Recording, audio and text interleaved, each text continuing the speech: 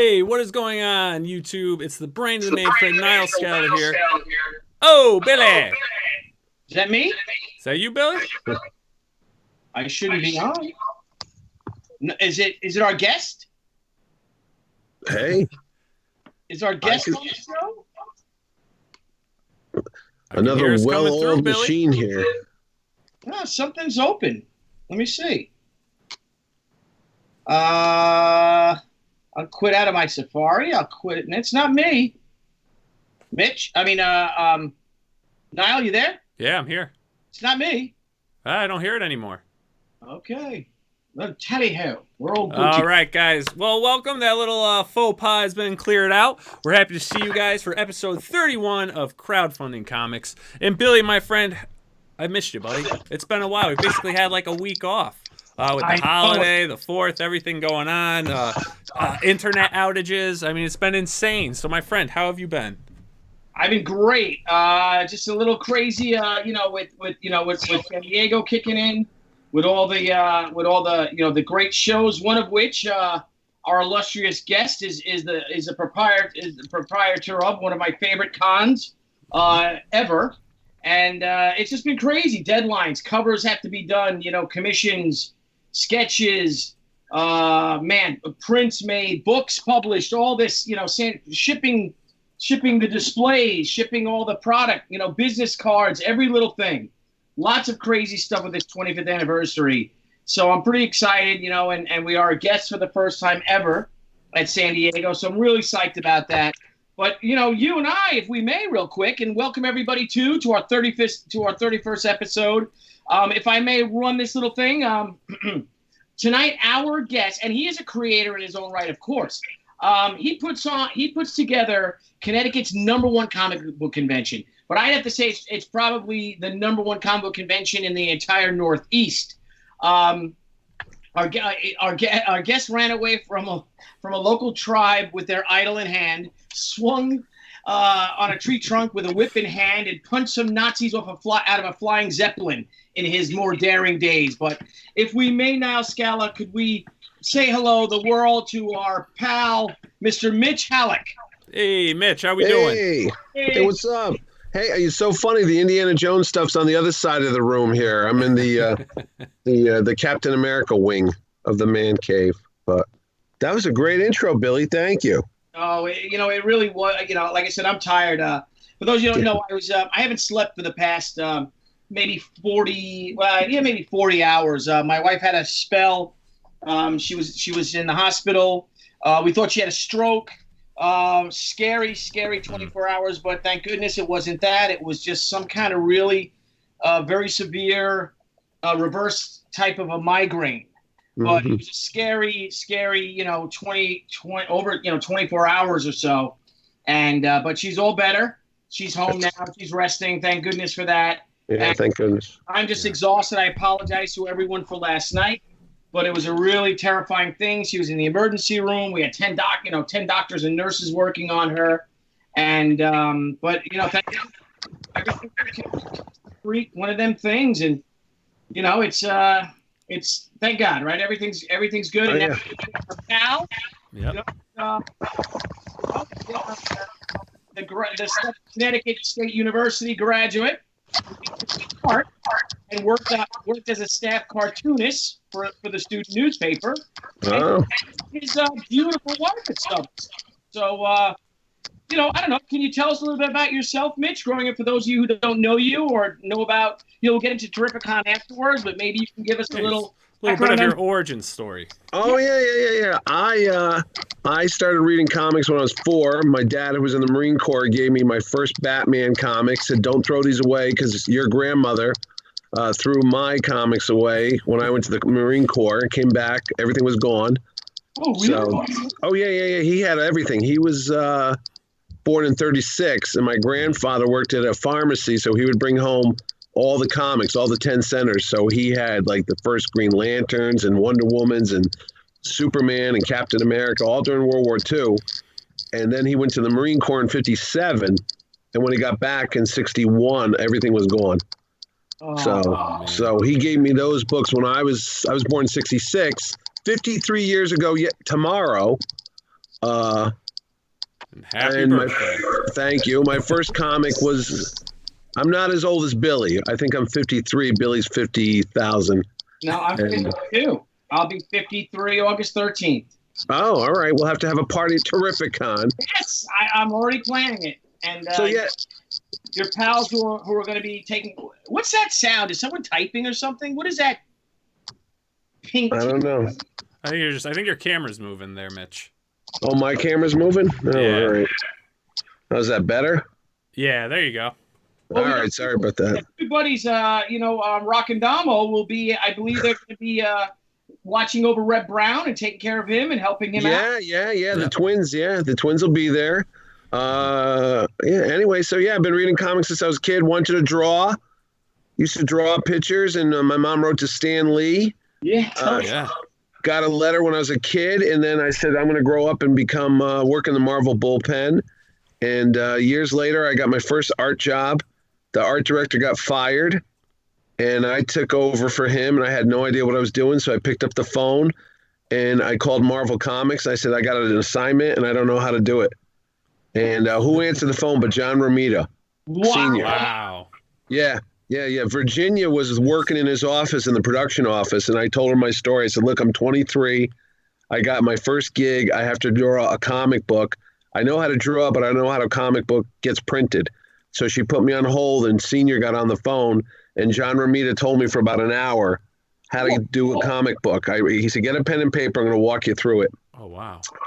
And he told me how to call the printers and what to ask for. And I got the job. And I just met him about a month ago. I got to go to his house, and John Jr. was there over in Long Island.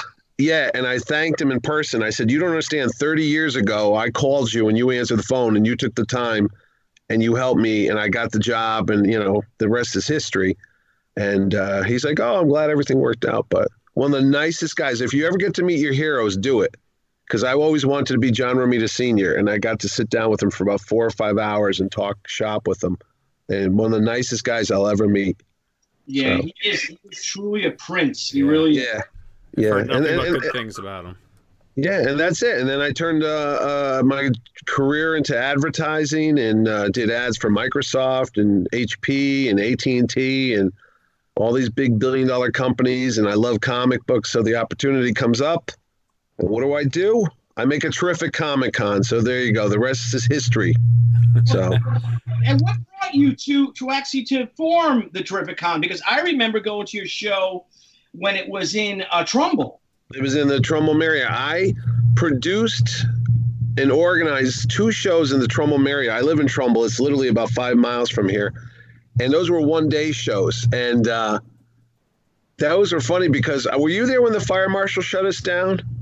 I think I was there for when the fire marshal shut us down. Let me just tell you, the place is beautiful. It's designed for weddings, though. Yeah. It was designed for about 1,200 people. We had 5,500 people there. Wow. And the parking lot was full. There was people parking a mile away. They were walking all up and down the streets. The cops came. The fire marshal came down and shut it down and said, listen, this is terrific that you do this, but you can't do it here anymore because it's a safety hazard. So we went to the arena in Bridgeport, right across the water from you, over in Port Jeff, the Port Jeff Ferry. Yeah. It was the Webster Bank Arena in Bridgeport where they have the hockey team and such. And that was another one, 13,000. And then after that, there was a little trademark dispute about the name. And I changed the name to Terrificon and moved out to Mohegan Sun. And been there 5 years now. So, yeah. Yeah, and one of my favorite conventions because she loves it there. We don't gamble. Well, you don't have to. You don't have to gamble to go to Mohegan, man. There's so much stuff to do. Oh, my gosh. They opened up 2 new restaurants last month called Novell and another one called Game On that has bowling alleys in it and arcade machines and such. And they've got a new Western place, Billy, with the mechanical bull. Oh, I was thinking playing golf, but now maybe we should get on that dang bull. Yeah, man, and it's right out front, so all the people walking by the bar can watch the show. Oh, so you can get on the bull, and then they turn the knob up, and you go flying through the air, and everybody gets to watch. So. Billy, we'll hit up the buffet. pack ourselves, and then we'll ride on that bull and see who freaking blows first. No, you got it.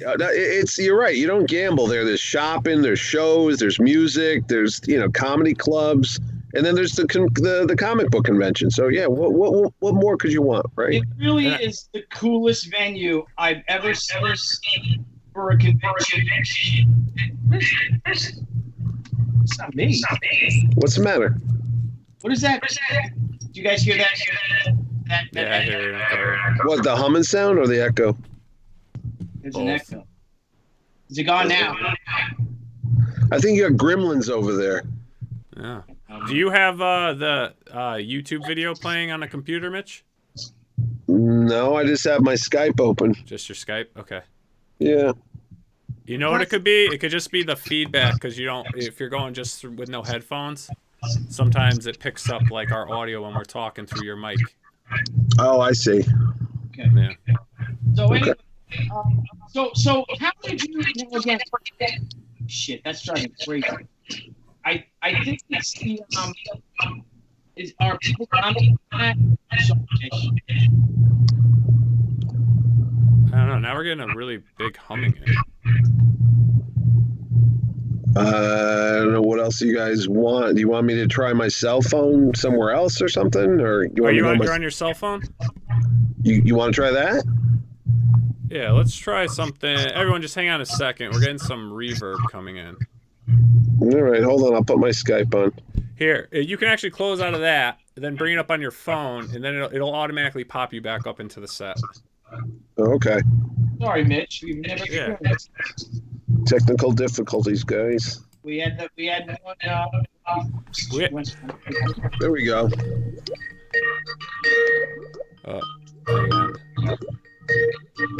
Here, I'm gonna have you hang up from this call, Mitch, and then call back in. I'll call you back in. I'll call you back in and answer it on your cell phone. You got it.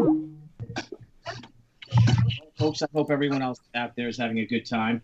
Yeah, so it's his end because everything just went away. Yeah. So I'm gonna add Mitch back in, and we'll try from his cell phone. Sorry, guys. He may be getting, it could be his air conditioner or something being picked up in his basement there. I think he's in his basement. All right, everyone. Let's. All right, I'm adding him back in.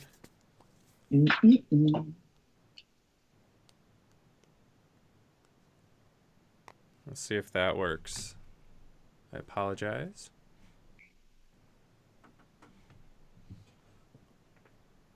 He's frozen.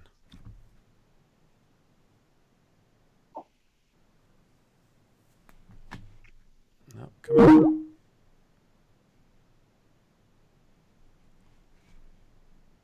Billy, what are you working on? I got to do a little drawing here, so I'm working on that. I'll have it done by the end of the show, and I'll do the reveal. Oh, beautiful. If that's okay with you. Sounds You good got to him? me. Calling him, not getting an answer. What bloody mess is this? Yeah, so everybody out there, so we got if anyone's coming to Comic-Con this year, let me know, please. We have a crowdfunding comics panel, which will be, as we said, which will be Saturday at 1 p.m. In San Diego. And I've got a great list. We've got Jimmy Palmiotti. We've got Brian Miller. We've got my buddy Stephen Peros, who's a screenwriter. We've got J.C. Vaughn, who you guys might know as Frozen, staring bald guy or whatever. We've got Brian Pulido. We've got Doug TenNapel coming on. So it's going to be a hoot. We're going to have a lot of fun with that show. And I'm going to try to stream it live if I can, depending on the internet, but we know how that could be. So we're going to try to set that up beforehand so I can stream it live. And then if not, I'll just record it, send it to Nile, and Nile will post it up. Yes. All right, why is he not answering? Right now he's going, hello, hello. Well, that. Let's try this again. I want to see something. Because he originally sent me a different thing, but this is the one that... Calling Mitch. Calling Calling Mitch. Mitch, are you out there, Mitch? Mitch. Yeah, see, Mitch. Shane. We should I have Mitch feel like Hallock. episode 31 just doesn't have good luck. Yeah. And he's one of the great guys, too. He so. is. He's a good guy to talk to. Very knowledgeable Yep. about so many wonderful things. Yep. I wasn't aware he was an artist. No, yeah, no, he's an artist, yeah. He's been an art director for marketing and stuff like that.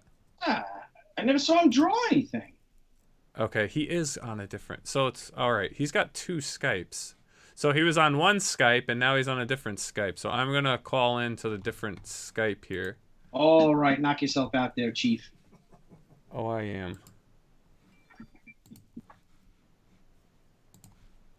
Add.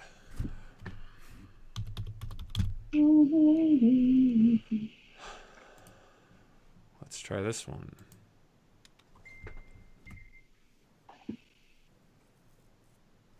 Technical difficulties here. There you go. You there? I'm here. Hello. You are, buddy. All right. Houston. How are you? Okay, hang on one sec. So you've got 2 Skypes, Mr. Mitch. I do. I'm sorry You about do. that. Don't Why, be you were- a man of your caliber deserves more than just one Skype. You were calling me on my other one? Is that what it is? Yeah, because we were originally on the other one. So I'm gonna import you back into the set on this, and then if you Okay, can just that's- hold your phone in landscape. You got it. All right, I'm picky. You look better in landscape anyway, Mitch. Thank you. Thank you. My head is so big, Billy. And you've got fine, broad shoulders, Lottie. I do. I'm in the garage now. I said maybe there's something up with the signal.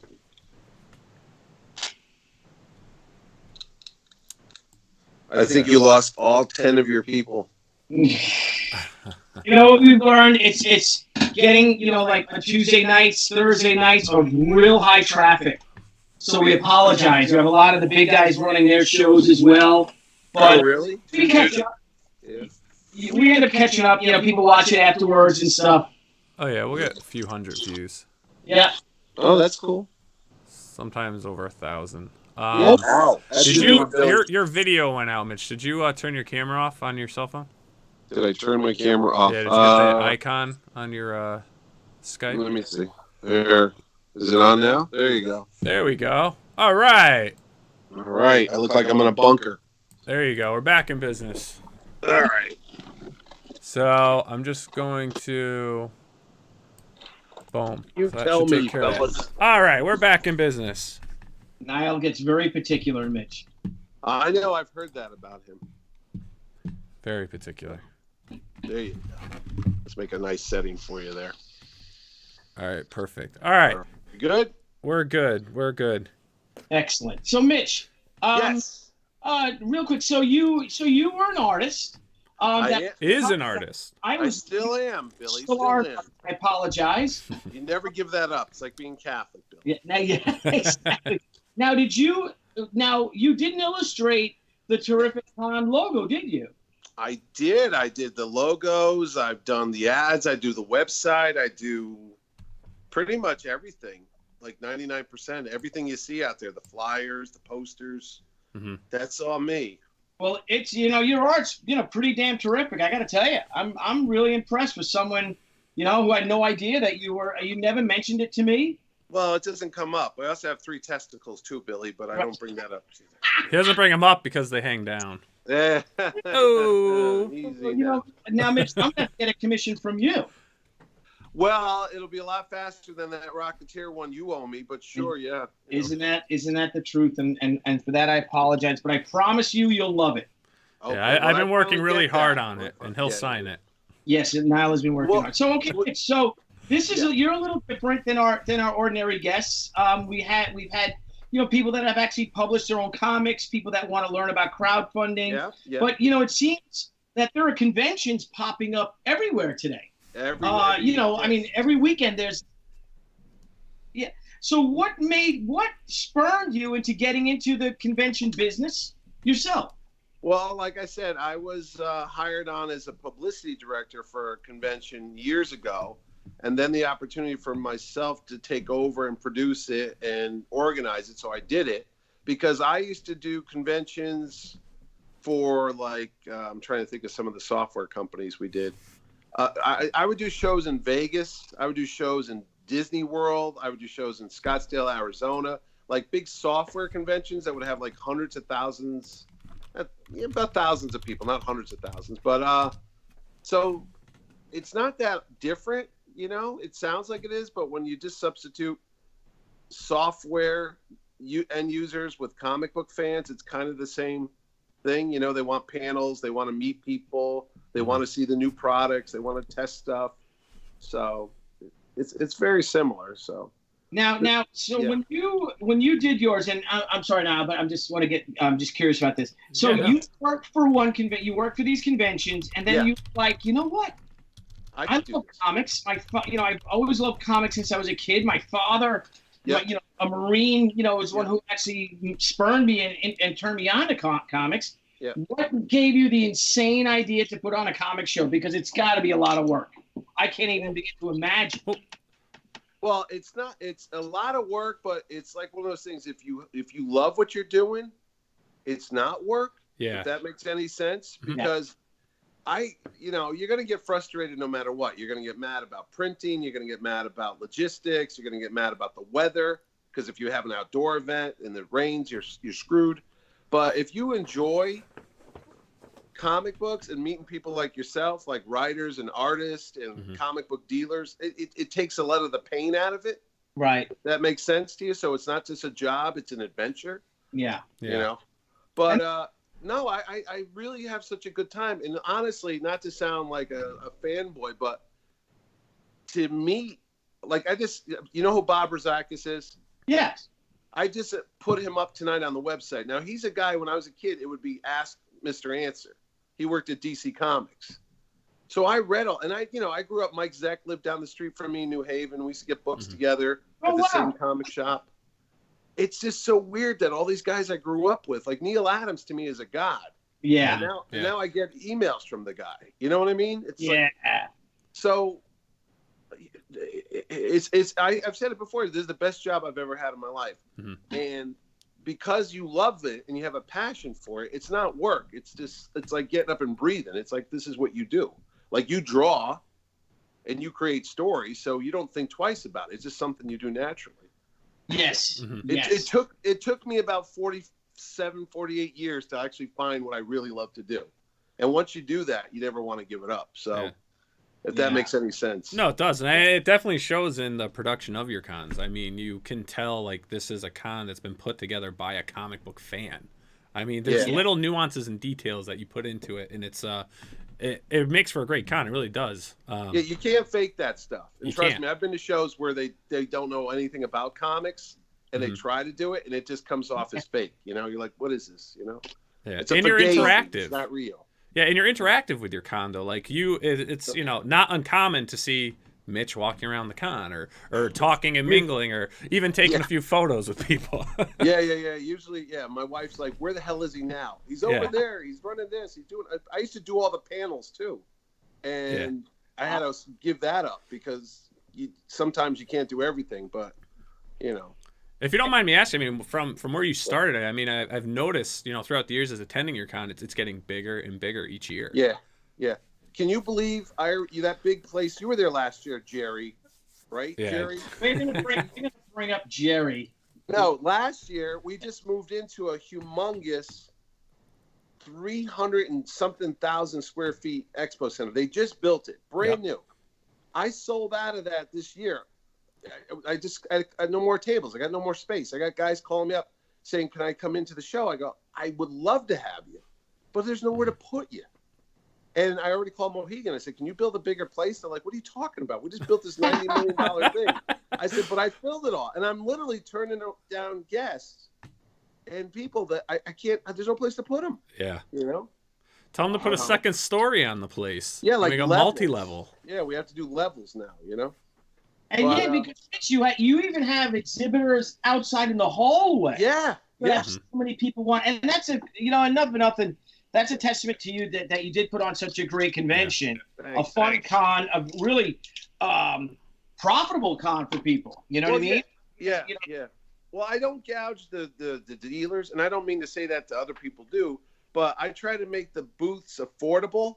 So if you're not out of pocket too much, then you don't need to make that much more to get your investment back. So you're happy. Yeah. You know, you spend $500 for a 3-day booth, you make, you know, $1,500. You already made your money back and then some. That's good. You want that, you know. Mm-hmm. So that's not a hard secret. As long as you bring, my job is not only organizing it, but to bring the people in.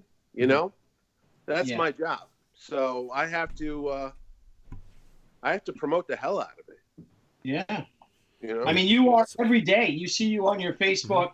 Oh yeah. You know, on social media every day. You post. You got videos. Yeah. It's pretty good. Videos, traveling, to other cons, everything. Yeah, I'm at shows every weekend. You know, to the anger of my wife. Yeah, I am. I got billboards on the highway. I've got movie trailers in the local theaters. Yep. When there's a superhero movie, I've got postcards everywhere, every diner, every gas station. My backseat of my car is literally full of boxes of flyers. And when I stop to get gasoline, I'll go in and I'll say, hey, you know, do you mind if I put some postcards here? They're like, no, go ahead. Dunkin' Donut shops, coffee shops, all that stuff. You know? Every comic shop in the state. Yeah, yeah. Yep. You know? Yeah, and the attendance is what are you expecting your attendance this year? It's over, well, we hit 20, so hopefully north of 20,000. So, yeah. Whoa. Wow. Yeah. And it's crazy. That's crazy. Yeah, and if you guys are in the Northeast, or even if you want to take a nice vacation, I mean, it's incredible. I mean, it could be pouring outside, and you won't even know because there's so much to do there. Yeah, it's a little city in its own right. I mean, everything is there. Franco calls it, the artist Franco. He says like being in a submarine because you don't know if it's light out, you know if it's dark out. Once you go in, you don't come up till Monday, and you're like, oh my God, it's sunny out. You know, yeah. Your eyes have to adjust. Yeah. Well, that's great. So, Mitch, how do you go about?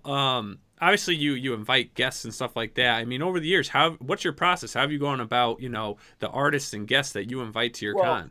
Well, Billy. Well, actually, it's kind of selfish. I started just bringing in all the artists and guests that I grew up reading. Mm-hmm. So that's why there's a heavy Bronze Age client list, and then.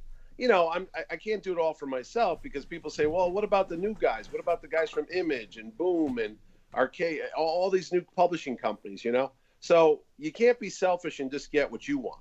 Yeah. You got to listen to the fans. I go to comic book shops every week and I see and I talk to the owners what's selling, you know, what books are people buying that I might not be reading. And they'll tell me, they're pretty honest about it. They'll say, hey, you know, this new company called Ahoy Comics is doing well. Or this new company called Aftershock is doing really well. So there's a lot of independent titles that I normally wouldn't get because I'm mostly a Marvel guy and then DC. So, you know, you got to listen to people. You can't ever, one thing I learned years ago, don't think you know it all because you can never teach somebody who says they know it all. That's the worst person you could be. Yeah. So I'm constantly listening to people. I got my ear to the ground. I go to conventions. I talk to the fans, what they want to see, who they want to see. And then I just literally write letters to people. Like it sounds old fashioned, but I'll write an email. I'll go to their Facebook or their Twitter or their Instagram and say, hey, this is my name. And here's some of the other people you might know that have been at my show. And once they see the name Billy Tucci, yes, the doors fly open, you know. But Billy Tucci wasn't at your show last year originally. No, his evil ne'er-do-well brother Jerry Tucci was. So I'm just curious of how much of a comic fan can you be? Because didn't you have Billy Ordway?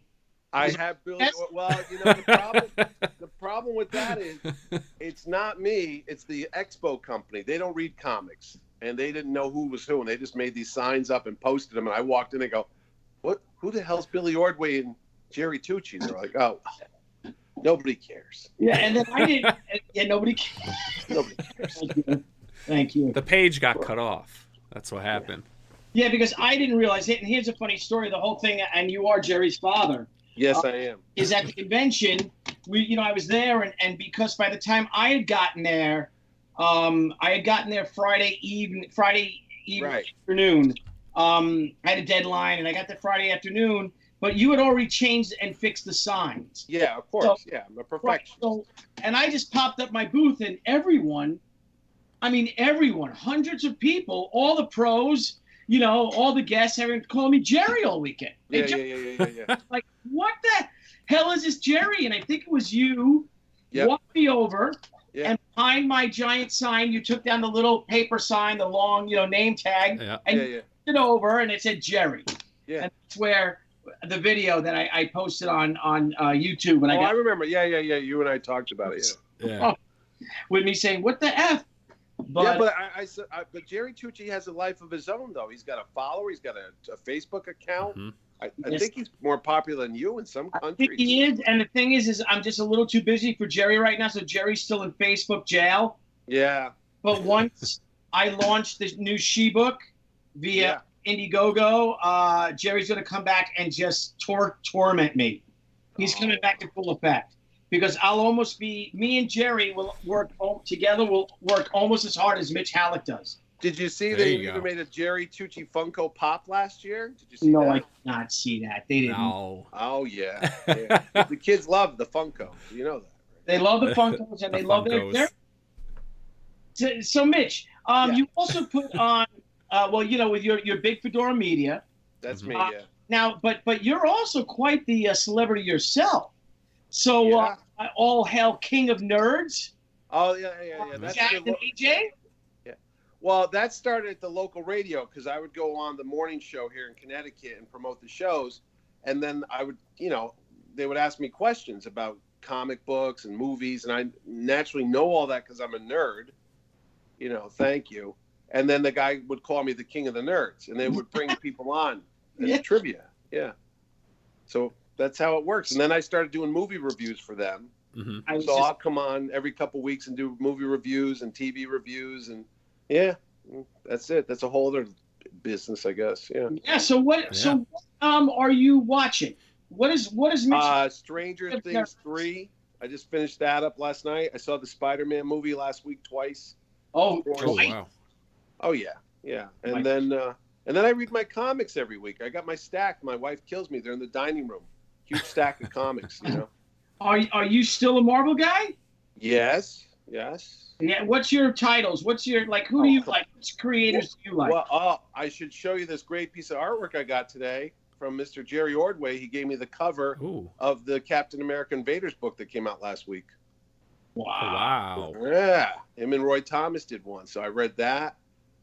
You know what I find myself doing? Buying omnibuses and collections of books that I already have. Yes.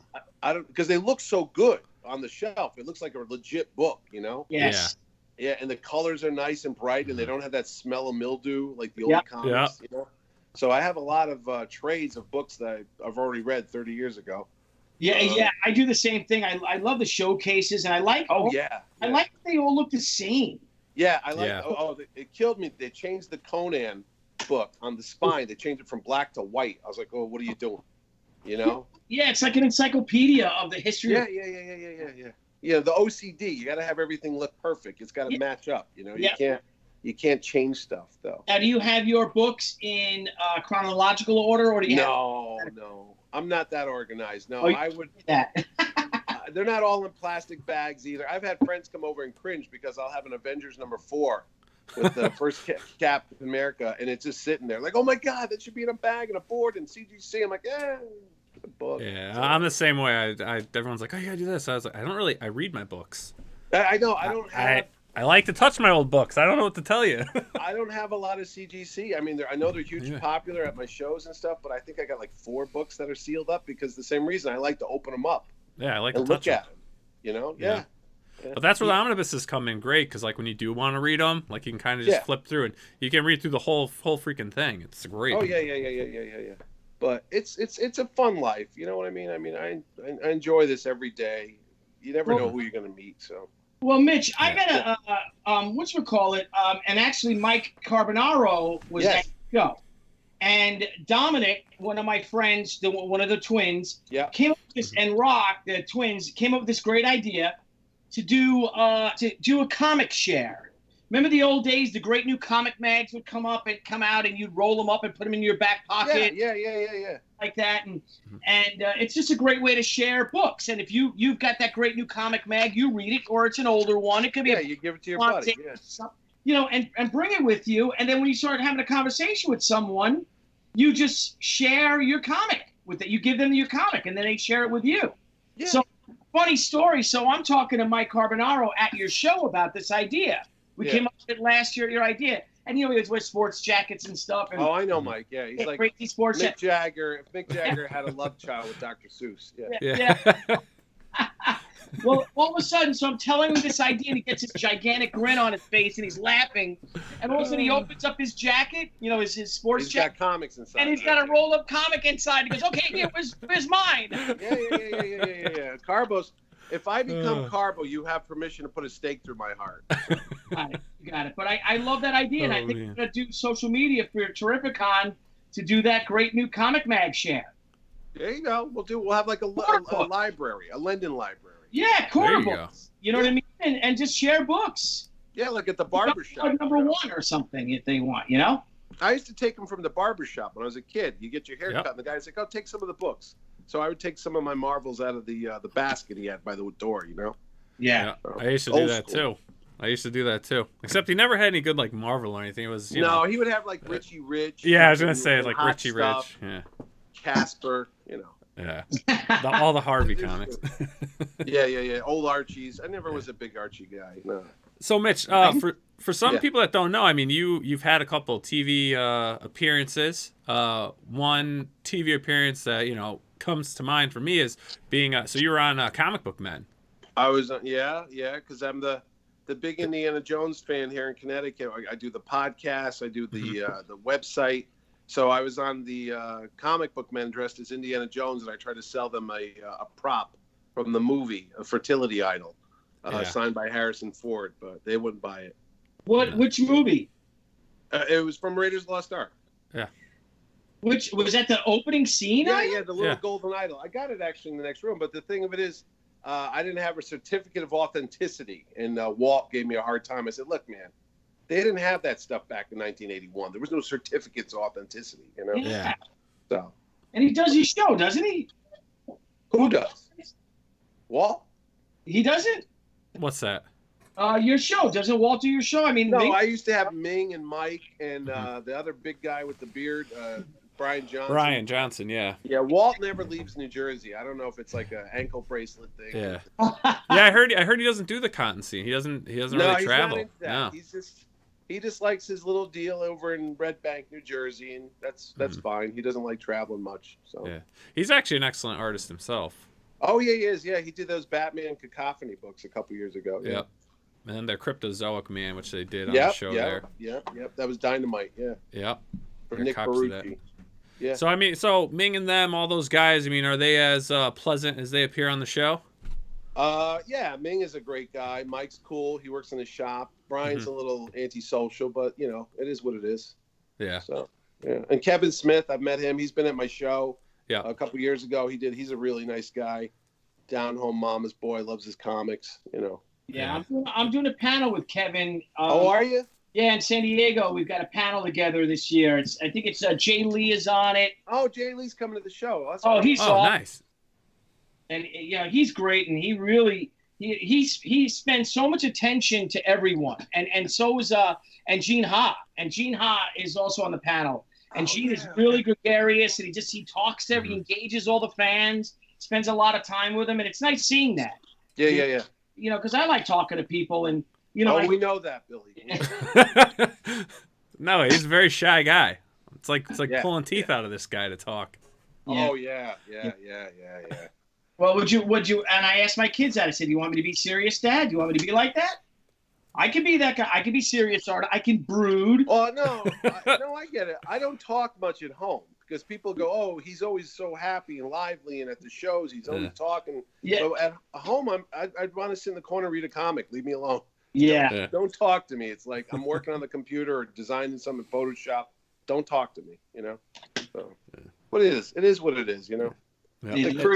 Us artistic people are very moody people, Yes. Very true. We get away with that because we're expressing the beauty of the human soul. That's a hard job. You see this guy? Yeah, you see? I hope you guys are taking notes right now. Yeah.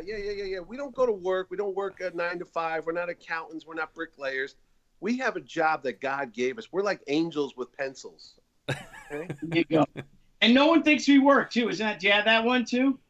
Which one? your friends or your family who aren't into comics, they don't think you work? No, they think I work 3 days a year. I'm like Santa Claus because I just show up and the show happens and then I disappear for a year in my cave. Yeah. It's a snap of the finger and everything happens. And plus, I work out of the house, so you got to go. Oh, well, you're home all day. Yeah. So go do the laundry and go do the cleaning and the dishes and all that. I go, wait a minute. If I'm doing all that, I'm not doing the other stuff. Well, how hard could that be? Yeah, I get that. Exactly. It just happens, and none of us work. And I'm intrigued because I love Indiana Jones as well. What started your fascination with it? Do you remember the first time you saw Raider? Oh, yeah. What happened is, I'll tell you what, I failed religion class and in Catholic school. That's not good.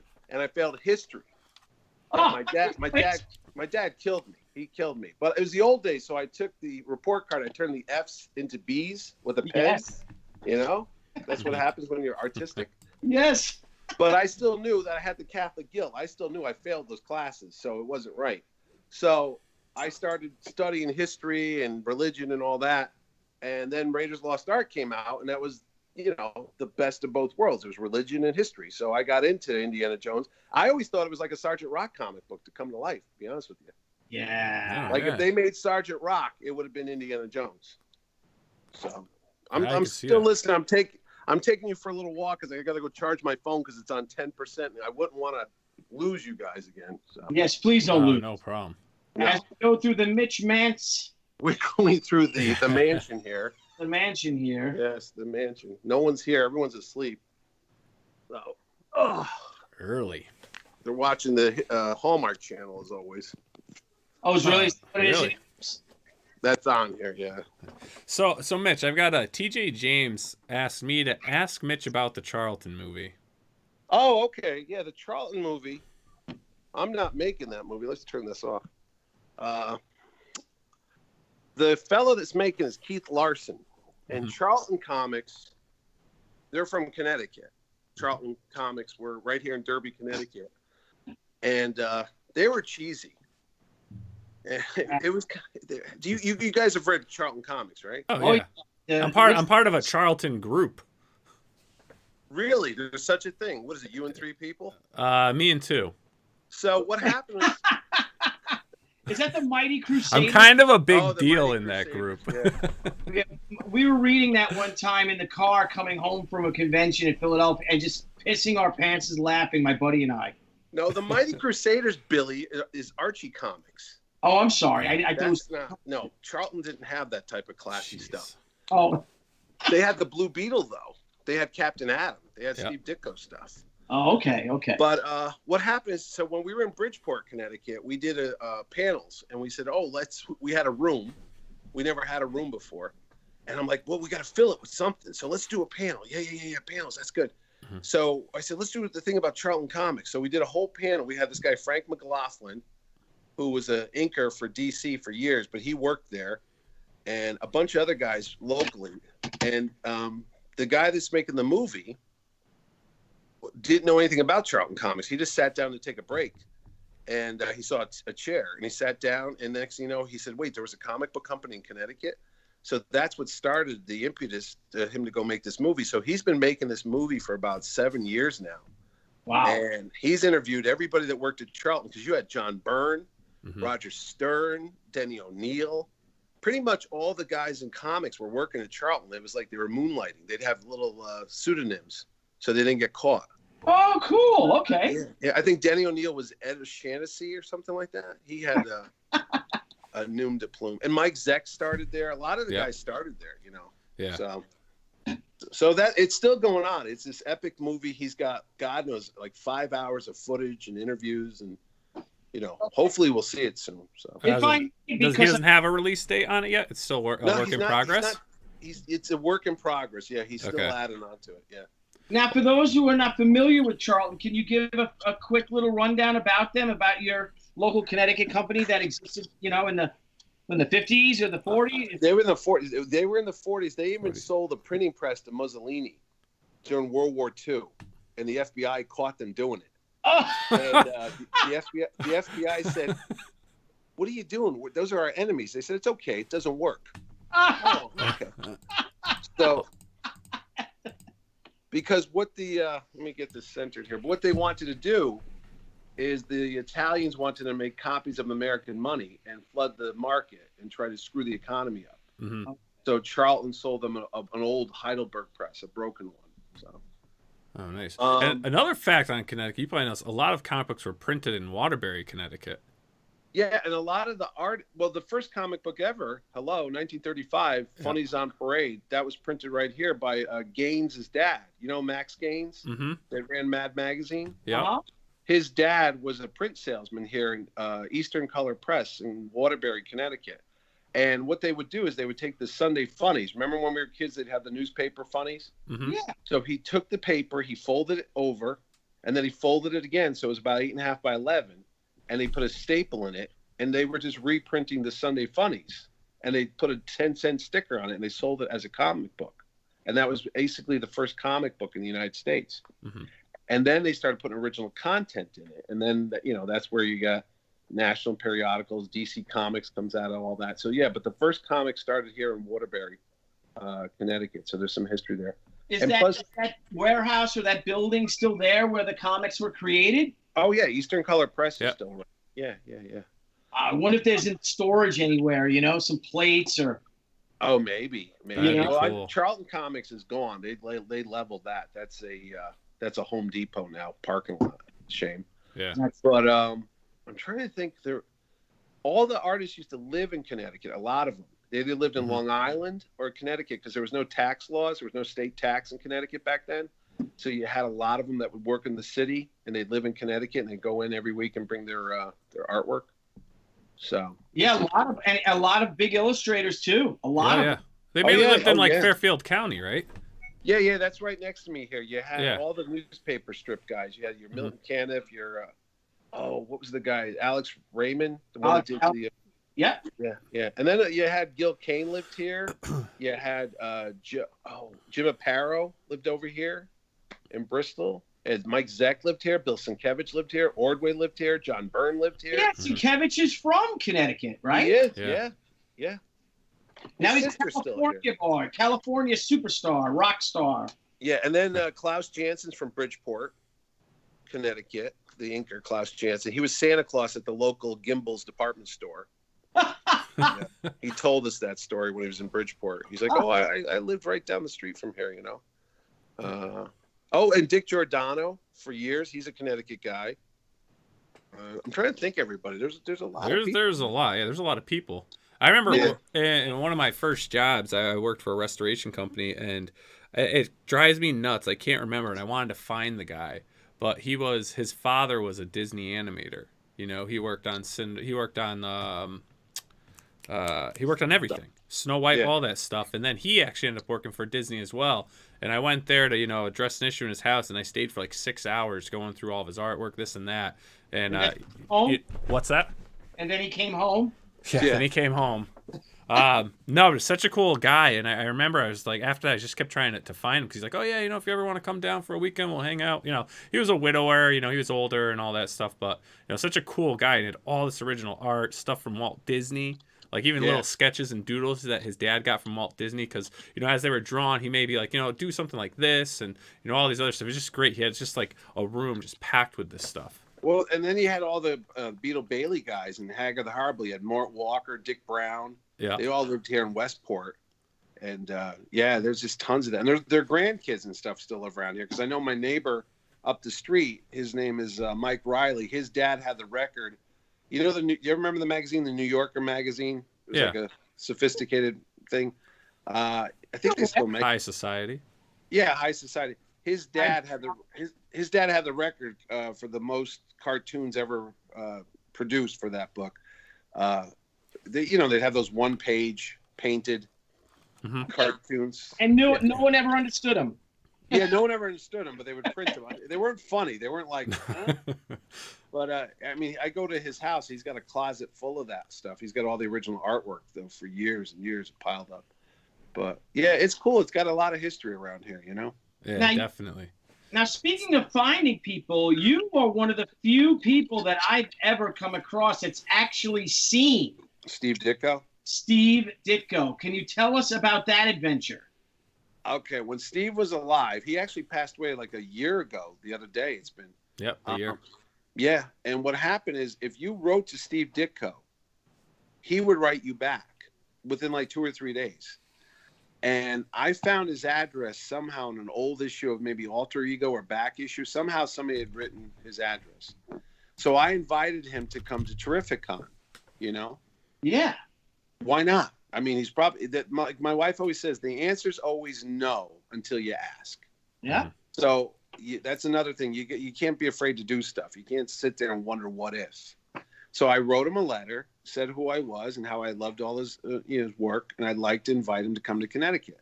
3 days later, I'm getting the mail, and I see in the corner, with the return address, it says S. Ditko. I'm like, you got to be kidding me! And I ripped it open, and it was written in pencil on a piece of typewriting paper, and it was sideways. For some reason, it was not straight across. It was on an angle. And he said, "Thank you very much for the letter. While I appreciate your enjoyment of my past work, the past is the past. I do not think about that. It's only the here and now that matters. I'm glad that so many people enjoy the work that I do or did, but that doesn't define me, and I don't want to talk about it. But the best of luck to you in your ventures and endeavors." Signed, Steve Ditko, and he signed it. I was just excited to have an autograph from Steve Ditko. I could care less about if he was coming. Yeah. Yeah. So anyway, I had that address. It was 400 Broadway, 7th floor. So we went to Carbo's show, and it was like in the afternoon. It was dull, and we were kind of bored. And I said to my friend Semino and this other guy Kenny, let's go to his house. And we're like, he's not really there. That's his studio. He lives over in Long Island or Queens. And they're like, well, okay. So we go over to the address. It was like on a treasure map, like an Indiana Jones thing, where we're walking down the street with the GPS on the phone, and we find the building, and we go to the lobby. And right, when you walk into an office building, they have all the names of the offices, the doctors, and all that stuff. Oh, yeah. It said right there, 7th floor, S. Ditko. Oh. It wasn't like Sherlock Holmes. So I go, really? So I go up to the guy and I said, can we need to go upstairs? He goes, all right, sure. So we go there, we press the button, 7th floor, doors open up, S. Ditko right on the door. Wow. And it's Saturday afternoon, like 4:00, and it's an office building. We're thinking, he's not really there. He's not. This is a studio. This is a commercial building. So we're taking pictures in front of the door because it's like going to Disney World.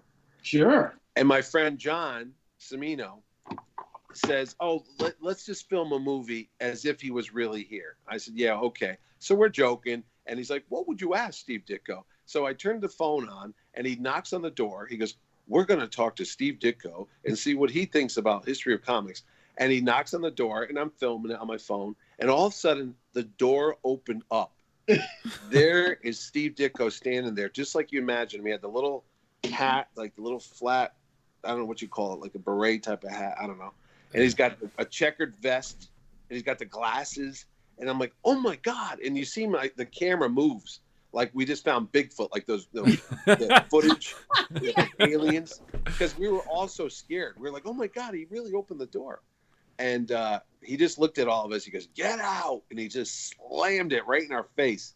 And we were like, say no interviews? No interviews. No interviews. interviews. I mean, we were so shocked. It was like we had no idea he was there. We had no idea he was going to be home on a Saturday or be in a studio on a Saturday, a little less. And we just left. We were shaking. We ran all the way back to Carbo. We told Carbo. Yeah.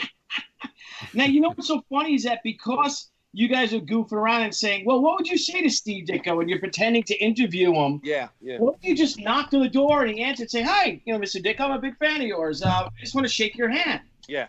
Imagine that. He might have been like, He might have been like that. He might have. I've heard stories of people that actually went there and did that. They would say, hey, I just wanted to say hello. And they would talk to him. And he was an old man and probably not a lot of company. And he would actually have conversations with people. If you were there and you were normal and you weren't like goofballs, like we were. Like you were. I think back about that too, Billy. I always go, boy, I wish we had a second chance and going back and talk to him because, like the Romita thing. I sat there with John Romita Sr. and he told me stories for hours about everybody. And I'm like, oh my God, now I do podcasts every week. but I didn't want to insult him and turn the phone on and record it because I obviously didn't have permission and I didn't want to, bother the guy. But boy, oh boy. Any chance of him or Junior coming to your Terrificon this year? Senior doesn't do shows anymore. He's not into it anymore. He's retired. Yeah. Junior, I tried to get John Jr. to come to the show. We asked him, and the door's always open. So I know he's. I'll ask him. We're friends with him. I know. But and I think they're trying to sell their house. I think. Yeah. But it's still there, and I'm sure I'll see him in San Diego anyway. So yeah, he's gonna be there. Yeah, he's got that new Superman book out with Frank. Yeah, I'll be like, dude, you got to do this show. You're gonna love it. Yeah. No, he knows. I sat there with him. Then we went to the diner right across the street from where his family was, and we sat there and had food with his mom and dad for a while. Oh, nice. And his son was there too. I think his son's Vincent, if I recall. Yeah. Yeah. So the whole Romita family's there, and I'm sitting there. I go, why am I here? Yeah. It's like I went to Starlin's house a couple times, and that's another freaky thing because you're like. I used to read this guy's stuff in fourth grade, and now I'm sitting in his house. It's very surreal sometimes, Yeah, and he's such a nice man, Oh yeah. I mean, the Romitas are like I said, a class act. Oh but yeah. For even like, but Jim Starlin, with all the all the accolades he's getting now and everything like that, and all the recognition finally. Yeah. Not that he was not getting recognition by by us who think of him as a god too, but. It's really nice to see him, and Mitch, Nile, we had this conversation when I saw Avengers Endgame. Mm-hmm. I didn't know that he was in the movie, and yeah. And that scene where he's in the VFW hall, I went, ah! Like that. Yeah. I saw that, and I turned over to Frank. I'm like, wait, is that Starlin? Yeah. He's like, yeah, it is. I'm like, oh, nice. Yeah, we're expanding the cameos. I was gonna say, I think we have more fun at the end of the movie when the credits come. And I always take a picture of it, and then we'll sit there, Ordway and I'll go, oh, who's on the credits? Oh, thanks to Billy Tucci, thanks to, this guy, that guy. And I go, half of these people have been to Terrificon. So I'm always pointing out, going, look at that guy. See that guy, Steve Englehart? I had him at my show, Yeah. So it's nice that these guys are getting the credit due to them. These billion-dollar movies are being made, and at least they get acknowledged at least, Absolutely. Now, Mitch, for this year. Yeah. That the show is on the August 9th and 11th, and again, thank you so much for having me. Yes. For a special 25th anniversary book for it as well. And I'll talk to you about that. Get your approval and everything. What I want to do. Sure. But can you tell us something? It's at the Mohegan Sun at the casino, at the Giant Convention Center there in is it Uncasville? Uncasville, yeah. That Uncas was their warrior chief guy. Hundreds of years ago. So yeah. Uncasville, Connecticut. Yeah. And who are some of your big names this year? Who are some of the people you like? Oh, for goodness sakes, we got. There's got to be 100 people, but we got Perez, we got Steranko, we got Chris Claremont, we got J. Michael Straczynski, we got Billy Tucci, we got Frank Thierry, your friend Frank. Oh, Frank, great. Yeah. We got Tom King. We got Donnie Cates. We got Ryan Stegman. Jeez Louise. Mike Grell, old school guys like Mike Grell, Tim Truman. Nice. Paul Galassi. Oh, excellent. Yeah. Guys that you normally don't see at a lot of shows. You got a nice mix. Have you met Donnie before? And is Megan coming too? No, Megan was supposed to come, but she couldn't make it. But no, I have not met Donnie Cates in person. Is he a nice guy? Great guy, fun guy. You guys will get along like peas and carrots. Yeah, Alan Davis is coming back. I got Brian Azzarello coming. Nice. Yeah, I mean, you name it. I mean, these are everybody and their brother that you see. I see the scrolling going on. Tom Grummett's coming. Dan Brereton, who never comes out to shows. Old school guys like Joe Giella, Cy Barry, John Cassidy. Oh, perfect. Oh, great. John Cassidy, that I know of, only does San Diego. Yeah, he's coming to the show. I got Michael Cho. I got Jay Lee coming. Geez, I don't know, man. Of course, Ordway. I just had pizza with him today, so I can't get rid of that guy. But you know what I like, though? I can't get rid of that, Jerry. I'll tell you what happens is You got Clayman, too? Great guest. Clayman's coming. Yeah, I got Clayman. I got Jim Starlin, Ron Lim. Oh, you got Well, you've got the whole Gauntlet crew here. Yeah. Al Milgram, old school Al Milgram, Bob Hall. You got Cully Hanford. You got a lot of communists coming. Very talented communists, but that's all right. Keith Williams. The Greg Hildebrandt. Yeah. Dan Jurgens coming back. Howard Chaykin. Yeah.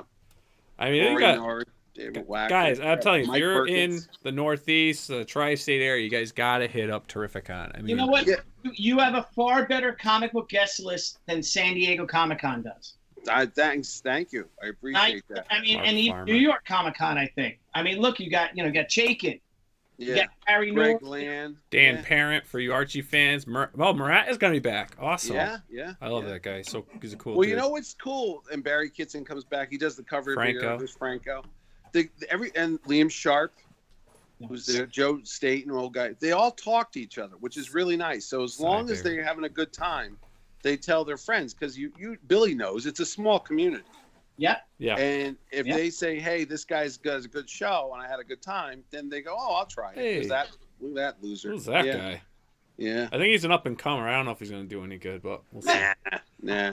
And then I got a guy right there, Derek Dryman. He's never been in a show before. He helped co-create SpongeBob. Oh, wow. And he's like, "Oh, no one's ever asked me to do a show." So there you go. There's my college friend there, Mr. Ron Garney. We went to college together. Oh, did you really? Now, how did you meet Ron? Ron is one of the most talented artists. He's a Connecticut guy. We went to Southern Connecticut. Imagine this class, Southern Connecticut State University. You got me, Ron Garney, and Michael Jai White, all in one class. Wow, Spawn, yeah. New Haven Spawn, yeah.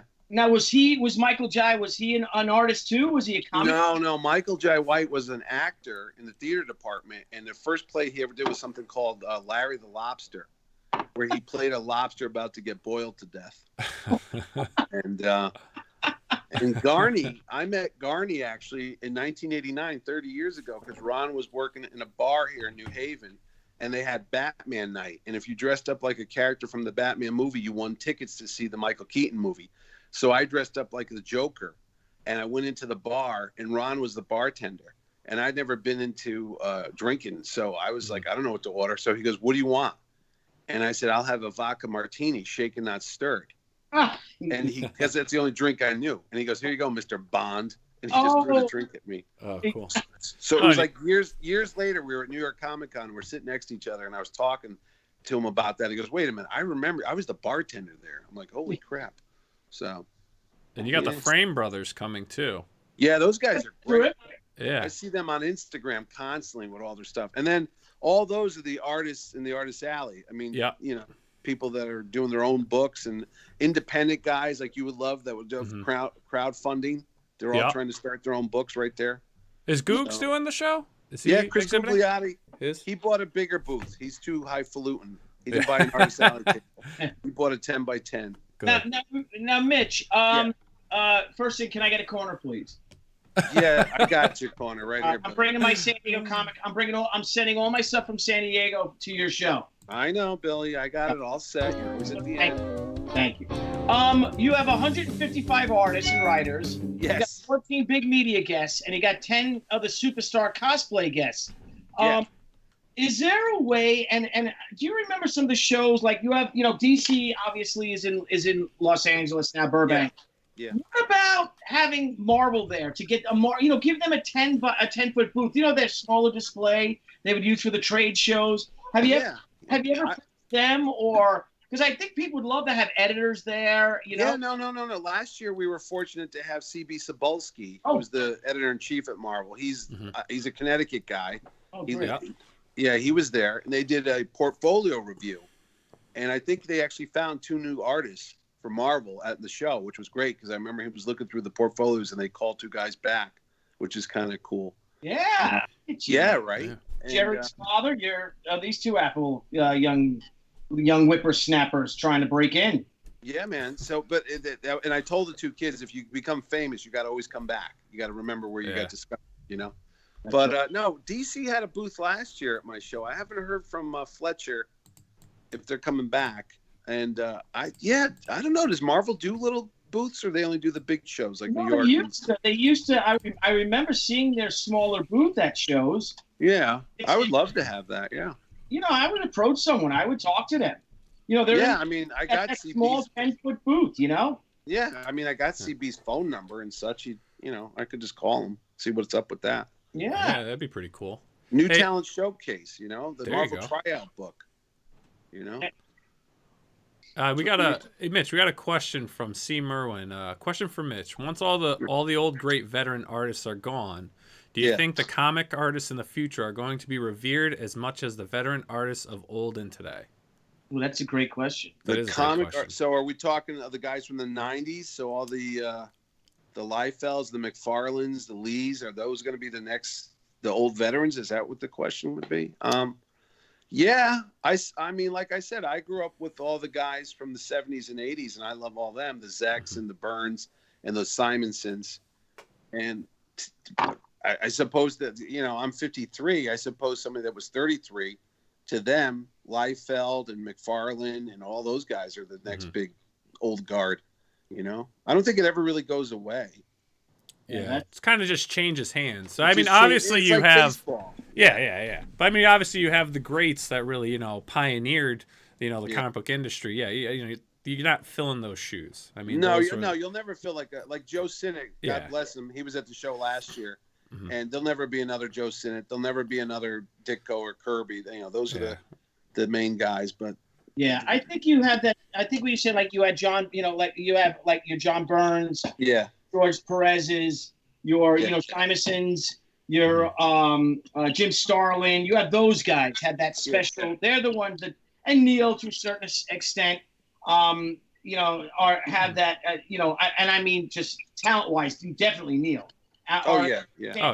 Sparrows. They're the ones that carry the torch. Yeah. So they're the ones now, and you've got a boatload of them at your and. A lot of them don't charge for signatures still. No. And they just do it, and you can actually have a conversation with Jim Starlin and ask him, and he's more than happy to talk about. I'll tell you what, that's one of the things I take pride in. I know you're not supposed to. It's one of the 7 deadly sins, but the fact that you could, just what you just said, Billy, that you could talk to Jim Starlin and you could talk to Mike Barr, you could talk to Steve Englehart, you could talk to what was it? I can't think of his name right now. Christopher Priest. All these guys, I was going to call him Jim Owsley, but anyway, you could talk to all these guys at my show because the show isn't that big. It's not 80,000 people where you got to wait in line for 5 hours just to say hello and that's it. You could actually walk up to these folks and have, good 15, 20-minute conversations if you like. Yeah.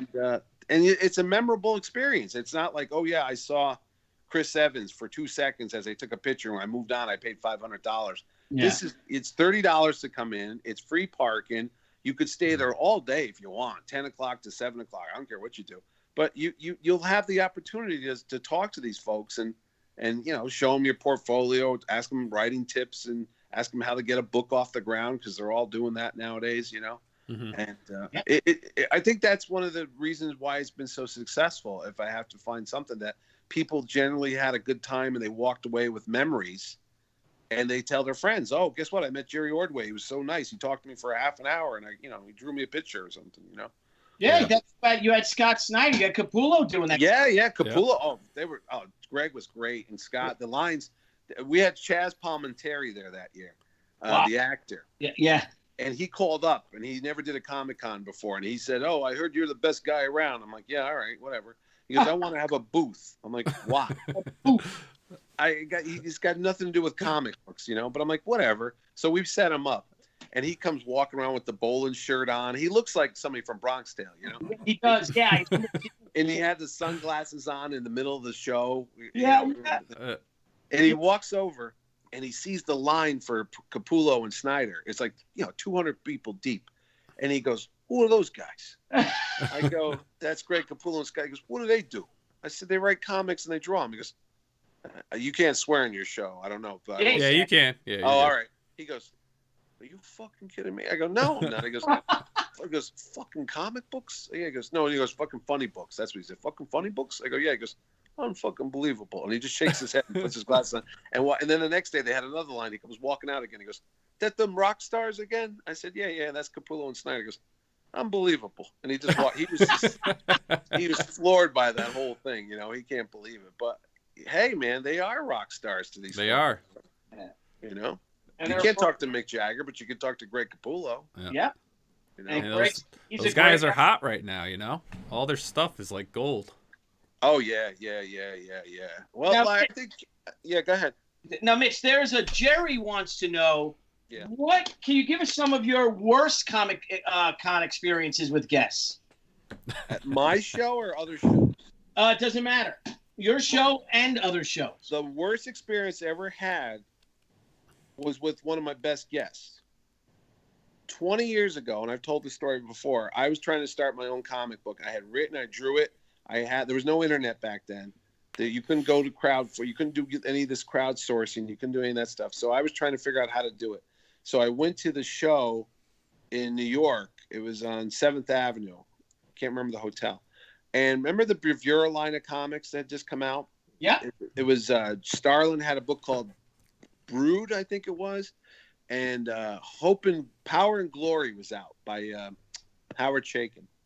So I walk up to Chaykin when I got my book. Oh no. Huh? I'm just saying no. Oh no, Chaykin. Yeah, I didn't know. Because he was one of my favorites, because he was a writer-artist. He did American Flag. You know, he was one of them. Yeah. So I was all excited to meet him, you know, and I had my book.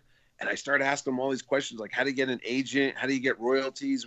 How much money do you charge? How do you get syndicated? How do you get distribution? And I was just bothering the hell out of him. And he's like so flustered. He goes, are you drawing for the love of the art? Or are you just drawing for the love of the money? I said, well, I'm trying to make money. He goes, well, you have taken a God-given talent and you've prostituted yourself. You're nothing more than a common whore. And I said, what did you say? He goes, you're a whore. I don't talk to whores. Now get out of here. And I'm like getting offended. And I look down at him. I go, is this new book you just came out with? Yeah. I go, what are you doing? He goes, well, I'm autographing copies that people buy. And I go, how much is it? He goes, it's about $2. I go, oh, okay. He goes, well, why? You want one? I go, no, I just want to establish the fact that you're a $2 whore. Oh my God. He goes, get the F out of here. And he starts yelling at me. I was like, no, screw you. And my girlfriend, who becomes my wife, she's like, what an asshole this guy is. So flash forward 15 years later, I think it was about 15 years later, I'm in Baltimore Comic Con for the Indiana Jones podcast. And I had to interview artists that worked on Indiana Jones and writers. And Howard Chaykin wrote 2 or 3 Indiana Jones books for Marvel. So I sit down with him and Klaus Janson, and Klaus inked the John Buscema Raiders of the Lost Ark book. And I interviewed him, and then I said to Chaykin, I got to interview you. He goes, yeah, okay. But before we start, I just have to tell you something. There's 2 people I don't like in this world. One is Adolf Hitler, and he's dead, so I'm done. And the second is you. And depending on the day, it goes back and forth, 1 or 2. So he goes, what did I do to you? And I told him the story, and he looks at me, he goes, I don't remember any of that. I go, what? And he goes, the fact that you've harbored all this anger towards me for about 15 years now, what a waste of life. What a waste of day. I go, but I could have been a cartoonist. And after you yelled at me, I gave it up. I went to become a designer and worked in an ad agency. I didn't want to do it anymore.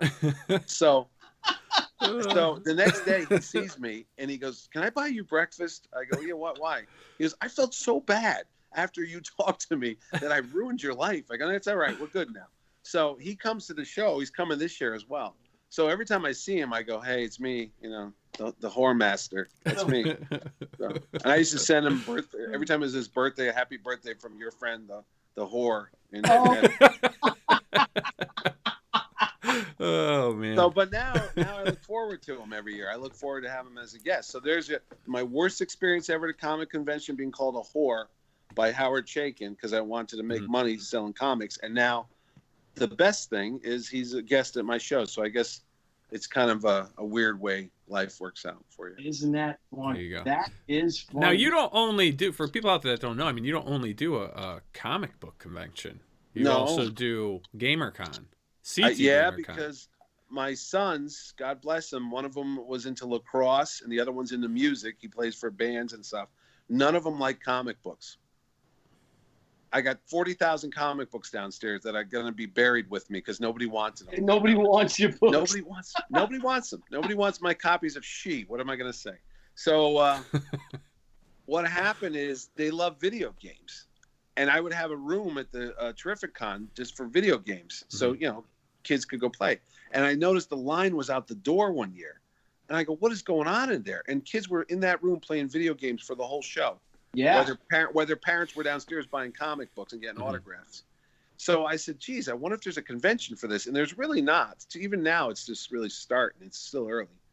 And I said, well, why don't we just do a weekend where we just have all video games and all that Magic the Gathering and all that stuff and see if anybody shows up. And I did it at Mohegan Sun. I did it in March because the weather was bad outside and people want to get out of their house. First time we did it, 8,000 people showed up for the weekend. I'm like, holy cow. Right? And then we did it again. Hit another home run. We did it 3 years in a row. And it got bigger this year, too. It's almost like at 10,000. So that's a whole other world, man. Just video game players and Magic the Gathering and Pokemon. And it's another world, man. Now, do you get the same cosplayers on those, with those conventions? Actually, are completely different? I found out the hard way because comic book fans show up at 9 o'clock in the morning to go be the first one in line to get the variant covers, to get the autographs, to get the sketches, to get the commissions. Video game fans do not show up at 10 o'clock in the morning. I didn't know what was going on the first year. It was nobody there. I said, oh, what a disaster this is going to be. They show up around 3 or 4 o'clock in the afternoon because they're sleeping, because they're playing games till 3 in the morning, Sure, yeah. Yeah, right. And then the place filled up at 3 or 4 o'clock. You couldn't move. There was wall-to-wall people. But at 10 and 11 in the morning, you could drive a snowplow through there. There was nobody there. And I'm like, oh, boy. So it's definitely a different audience than the comic book conventions at all. And even the security guys at Mohegan would tell me, they said, this is definitely a different vibe we're getting. There's that anxiousness, that crazy, frantic comic book feel is not here. It's more of a, hey, man, everything's cool. Let's just sit down. It's very mellow, Yeah. So, one of the security guys said that the GamerCon smelled like a college dorm room. I don't know what that means, but yeah, I can see that. My kids have Cheetos. Yeah. Well, so when you're developing GamerCon, I mean, and even like Terrificon, do you have a team that works with you? No. That helps you develop everything, or is it just strictly you? And then when you actually put it on, you bring volunteers in and you have a staff to help expedite the shows? For Terrificon, until the day of the show, it's probably like 99%. Like I said, I'm booking the guests, I'm doing the hotels, I'm booking the flights, I'm doing the ads, I'm designing the billboards, I'm doing the radio podcast. That's like me. Because the thing of it is, and Billy gets this too, I don't know if it's an old school Italian thing, there's like a trust thing. No one's going to ever work as hard as you will work for yourself. Yeah. And no one's going to beat you up as worse than yourself if you screw up something. You can't live it down. So while you could hire somebody to come on board and you can tell them what you want done, they're never, maybe they will, but I just got something inside. They're never going to kill themselves and work as hard as I would, because it's not their money and it's not their vision or what they want to do. Yeah. Like if Billy creates a character in a book and he hands that off to somebody else to do, they might do a great job at it, art-wise, story-wise, but it's still not what he would do. You know what I mean? It's still it's his baby. You're handing it off to somebody else. So there's that hesitation. So with Terrificon, until like the show day, when I have volunteers that come in and my friends that are police officers come in and they work security and all that, that's about the only time we really get some hands-on. And then I got my cousins, I got my mother, I got my sisters, I got my nephew, my sons. It's all family. Again, Billy understands that thing too. It's an Italian thing. We got all the family members helping us out. Yeah. You can't trust your family. Who can you trust? Exactly. Though there are some cousins I wonder about. But anyway. Yeah, the thing is you can't trust your family, You get if you don't hire them, because then your mom's like, why aren't you hiring, Rito? Oh yeah, no, I get that. My mom will call me up. God bless her. She's 82. She'll call me up and say, your sister wants her boyfriend to work your. I'm like, whatever. Okay, leave me alone. And I just think the other day I had to hear about it. I'm like, will you stop talking about it? But the GamerCon, I don't know a lot about video games. My video game knowledge ended in the 80s. Okay, with Pac-Man and Space Invaders. I don't know anything. So I'll ask my kids what's the popular video games, and then I work with this fellow named Jamie. And he runs a video game store in Massachusetts, and he brings in all the hardware and all that stuff. So I pretty much, that one I stay out of, like hands off. I'll just say we need video game tournaments. We need this, whatever's the most popular thing. So he'll come to the show and say, Fortnite's big or Call of Duty's big. And yeah. And now I want to do a horror convention. Oh, I think that'd be great. So I got to start talking to people about, because my horror knowledge goes back to Abbott and Costello and Meet Frankenstein. Yeah. That's about it. I don't know anything about Saw or Friday the 13th or Jason. I never saw any of those movies. Yeah. You know? And you can't forget the paranormal reality TV stars. I mean, they're still huge. Like, that's another outlet of guests. Yeah. Just saying. So I grew up in New Haven, where you were worried more about the real things that might kill you, not the. I know. Yeah. My dad would tell me that stuff. He's like, "Let me just tell you, the dead can't hurt you. You got to worry about the living, okay?" That's true, brother. Yeah, don't worry about ghosts and goblins. They're not going to do anything to you. Mitch, if I may ask you, put on a video game convention. Where do you get all the TVs from? Where do you get all the consoles from? You know what's so funny? You say that, all those big ass. Remember those big computer monitors that we all had? Yeah. That everyone threw out, and they got the flat panels now? Yeah, Those things that filled up junkyards and landfills are the ones that the video games run on, because only the old systems work on those old machines. So the guy that works with me, he literally scours, old buildings, old businesses that close down, old recycle plants when they're throwing out these big CRT TV monitors, they call them, and he brings them in. And he literally has about a couple hundred of those big ass 30-pound monitors or 80-pound monitors. So he stores them all at a storage unit and brings them into the show because. Yeah, but then what if you need Xbox 360s and stuff? Oh, he gets all that stuff. Yeah. Those things are in an abundance. Yeah, you'd be surprised because technology changes so fast with the video game technology that the new system you have now, 2 years from now, it's antiquated. So there's thousands of them being sold over at GameStops or Game Exchange and all that stuff. They can't get rid of that stuff. No, because they produce so many of them, and then once a new console comes out, they toss the other ones here. Everyone trades them in the hundreds of thousands. Oh yeah, absolutely, yeah. So video game convention, and the other thing about video game convention, it's like sports. You got baseball, you got football, you got basketball, you got hockey. Mm-hmm. Same thing with the video games. You got Call of Duty, you got Fortnite, you got this, you got that. There's so many niche games. Madden, you know what I mean? You've got you could. There's the Mario Brothers. We had the Super Mario fighting game. I can't think of it right. Smash Brothers. Yeah, that was huge. And dude, it's like a Rocky movie. There's people in the audience. I don't get it, but my son said, "Dad, you watch people play football. You're not playing football, right?" Yeah. Same thing. You got an audience of 300 people in that room watching a giant movie screen with two of the guys going at it, playing the Smash Brothers, and they're on their feet cheering like it's a boxing match. Like, it's fun. It's insane to see it. I'm like, wow, I never thought in a million years people would be this excited to watch other people play video games, you know? But that's a whole other world. Because when I was a kid, you wanted to play the game. You didn't want to watch somebody, you know? Yeah, you get mad. Remember, you get mad. Yeah, when the kid put another quarter in, you'd be mad. You're like, dude, come on, it's my turn. Give me the controller. Yeah, exactly. But no, they like sitting back and just. It's an e-sport. It's esports. It's esports. That's exactly what it's called. Yeah, esports. You know, and people get into it. Brian Blevins, who's has helped out with the show, and he's our local video game expert. He does the whole Twitch thing, has his own channel. He kind of explains it. You know, they use the CRTS, which you were describing as big monitors, because there isn't any lag, and most fighting games are pixel perfect for retro games. You can't do that stuff. And you know what's funny? A lot of video games and the Magic the Gathering, a lot of comic book artists and writers work for those people for years. Yep. Dan Slott, Dan Abnett, they all used to write the manuals for all these Dungeons and Dragons and Magic the Gathering, all those cards. They wrote all those backstories. And people like Tim Truman, who's coming to the show, he used to work for a company called TSR. Back in the day, he used to do all those manuals where they would draw the monsters and the dungeons and the demons and all that stuff.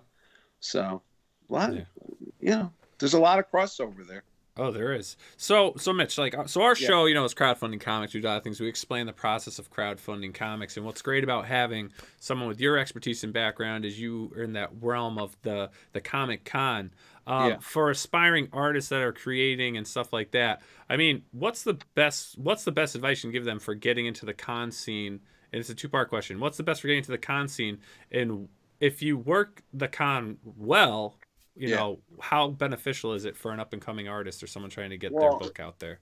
Let me tell you a story. When I was a kid in the 80s, I remember going to the 24-hour bookstore in New Haven on Chapel Street called Book World. And I met Laird and Eastman. And they were selling Teenage Mutant Ninja Turtles out of the trunk of their car. And they were there, and I walked in to get my comics, and they said, "Hey, you want to buy this book?" And I go, "What the hell is that?" They go, "Teenage Mutant Ninja Turtles." I go, "What now?" And the guy goes, "Come on, it's $1.50 or $1.50." Yeah, and I opened it up. It was black and white, and I go, "Guys, it's not even in color. What the hell, you know?" And they go, "Oh, come on, buy it." I bought the 3rd issue. I did not buy issue 1 and 2 because I'm so stupid. And they signed the inside. They didn't sign the cover like nowadays, you know. But there was no comic book convention. And another guy from New Haven is Richard Pinney, who did ElfQuest. Well, yeah, that's from New Haven. Yeah. And the same thing. I still have my ElfQuest #1 that I bought from him back in 81, I think it was, 82 maybe. And because they would go to comic shops. There wasn't big comic book conventions. There was the big one in New York, but no one would ever go there, you know? Right. And they mostly had a VFW hall on the weekend. You paid 50 cents to get in. And there was guys selling old comic books. It wasn't like this. If you got a new comic book and you want to get out there, you really got to go to these shows. You can go to Terrificon. You can go to Mocha was a big one in New York. I think they're still doing that. But you take your wares, you buy a table, and you try to get an audience.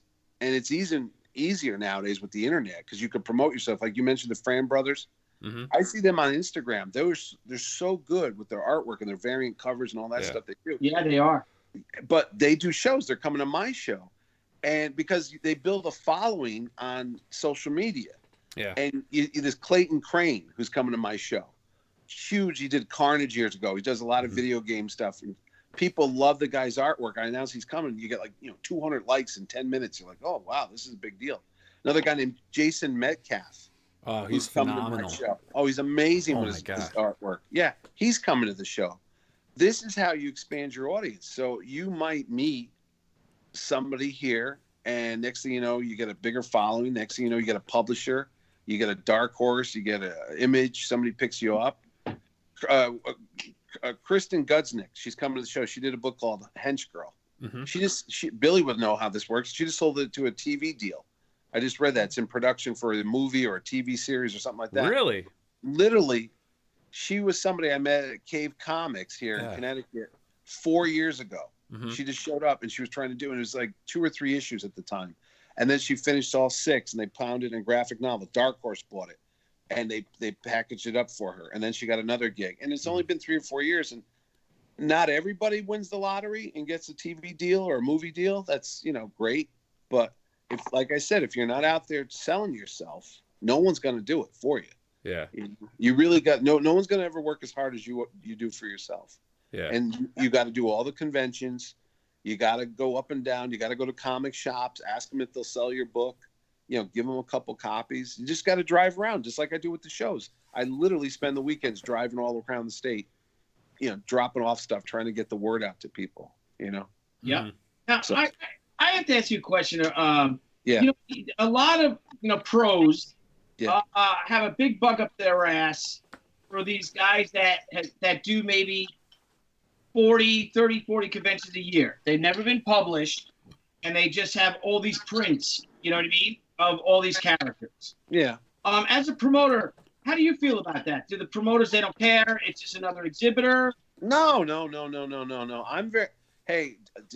I'll go to conventions, and because I have a background in art and I graduated with a degree in art and I, did commercial illustration, all that, I'll go around and look at the artwork, and I'll go to people that I see like certain styles that I don't see at other shows or something they're doing like a craft. And I'll say to them, I don't have anybody at my show that does what you do. I think you would do very well there. Or, I had a guy, he could tell you right to Tobias. He does this thing where he cuts up old comic books and he makes these 3-dimensional framed prints. He was at a comic book shop here called Boom Tube Comics, and I saw him doing it. And I said, dude, you should get a table. I gave him a table at my show just because I thought it was such a cool thing. Freaking Paul Dini and Bruce Timm bought artwork from him because they saw what he was doing. He cut up an old Harley Quinn book, and he does these like 3-dimensional framed prints or something like that. And their agent was walking around, and he saw it, and he bought it and shipped it to him, you know. But he tells people, like, if I didn't go to Mitch's show and I didn't get the exposure, I wouldn't be doing this. He had a hobby that's now become a successful side business for the guy. He's getting, you know, commissions and such. But I don't have any problems with guys that want to just draw prints, because you know what? My kid goes to my show. He's in college. He goes around and he goes to those guys that Billy mentioned that do all the different, you know, superhero prints and all that stuff. And, you know, he takes 10 or 20 bucks, 30 bucks, and he buys them and he hangs them up in his dorm room. Yeah. So, hey, art is subjective. You know, what I like, what you like might be two different things. Who am I to tell somebody what they should and what they shouldn't sell? And if it's in the eye of the beholder, you know, if you want to buy it, knock yourself out. You don't want to buy it, then don't. Walk away. You should never put somebody down. I'm so tired of this. I just talked about this last week. I had a boss when I was a kid, and I'm on my soapbox now. He said, let me tell you something. It's a lot easier to push somebody down.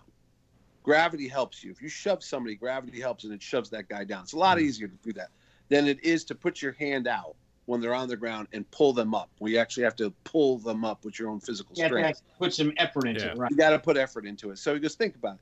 People put people down constantly. Why? Because it's easy. Oh, that guy sucks. Oh, this sucks. This sucks. But they never stop and look at how hard somebody's trying to do something. Somebody's trying to take a talent and trying to get a dollar, and they're trying to make a living, or they just enjoy doing what they're doing, and say, hey, you know what, buddy? Good on you. You know, that's nice what you did. You know, you don't. The world is so negative. Yeah. Yeah, you don't need to add to it. Twitter and stuff can be just so toxic. Yeah. Oh, I hate the internet. I've said it before. I wish to God they never invented it. I mean, it's fun that you and I are having this conversation, and that's the technology of the internet. But I'm going to tell you, 99.9% of it is a cesspool.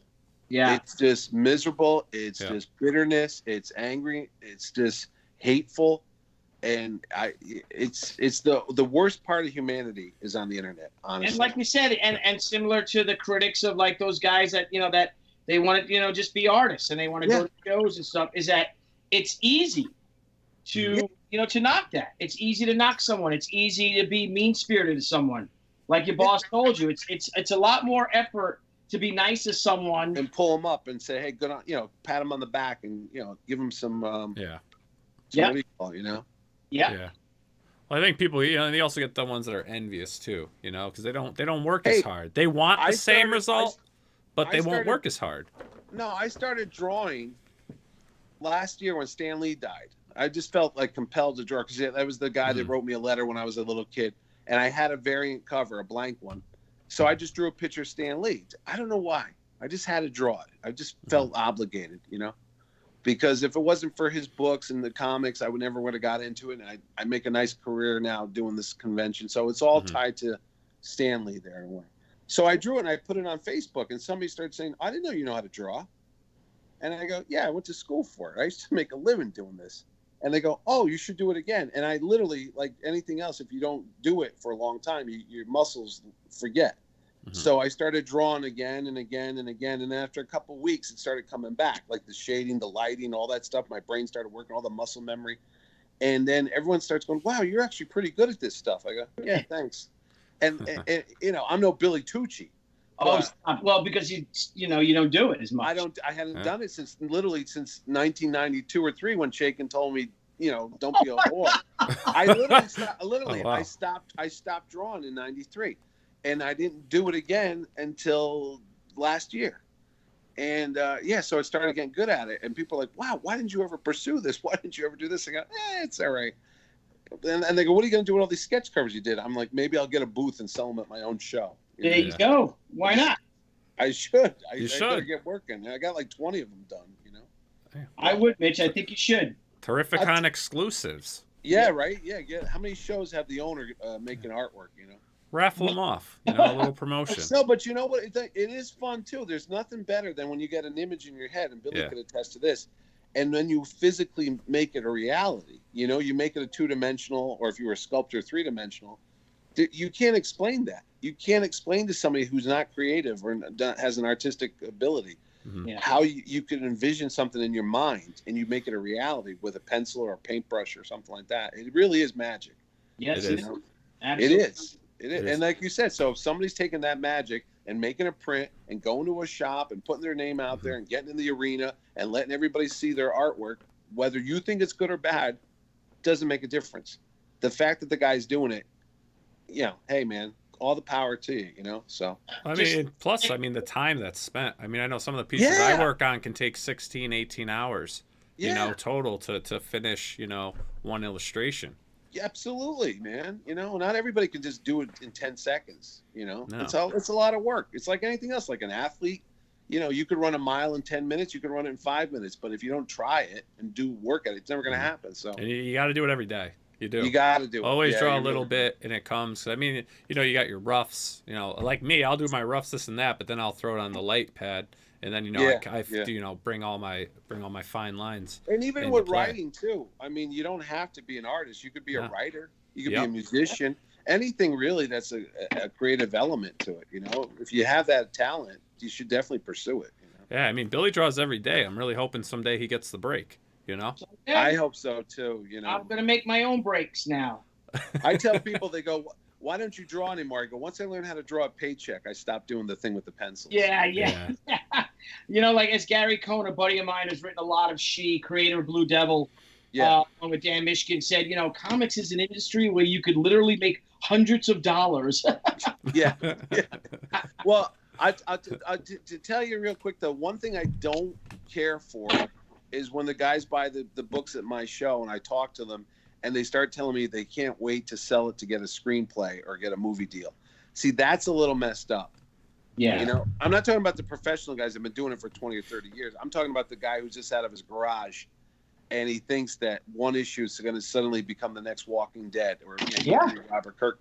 You got to put it in perspective. Maybe that does happen, but a lot of it is a lot of work and, it's not overnight success. I think learn that with crowdfunding and talking to some crowdfunding people is that people think that when a lot of new guys, they get into comics and they think they're going to make their comic and then and then, Warner Brothers is going to buy a movie. Yeah. Going to buy it and nothing. Warner Brothers and Disney aren't going to buy any of your comic stuff. No.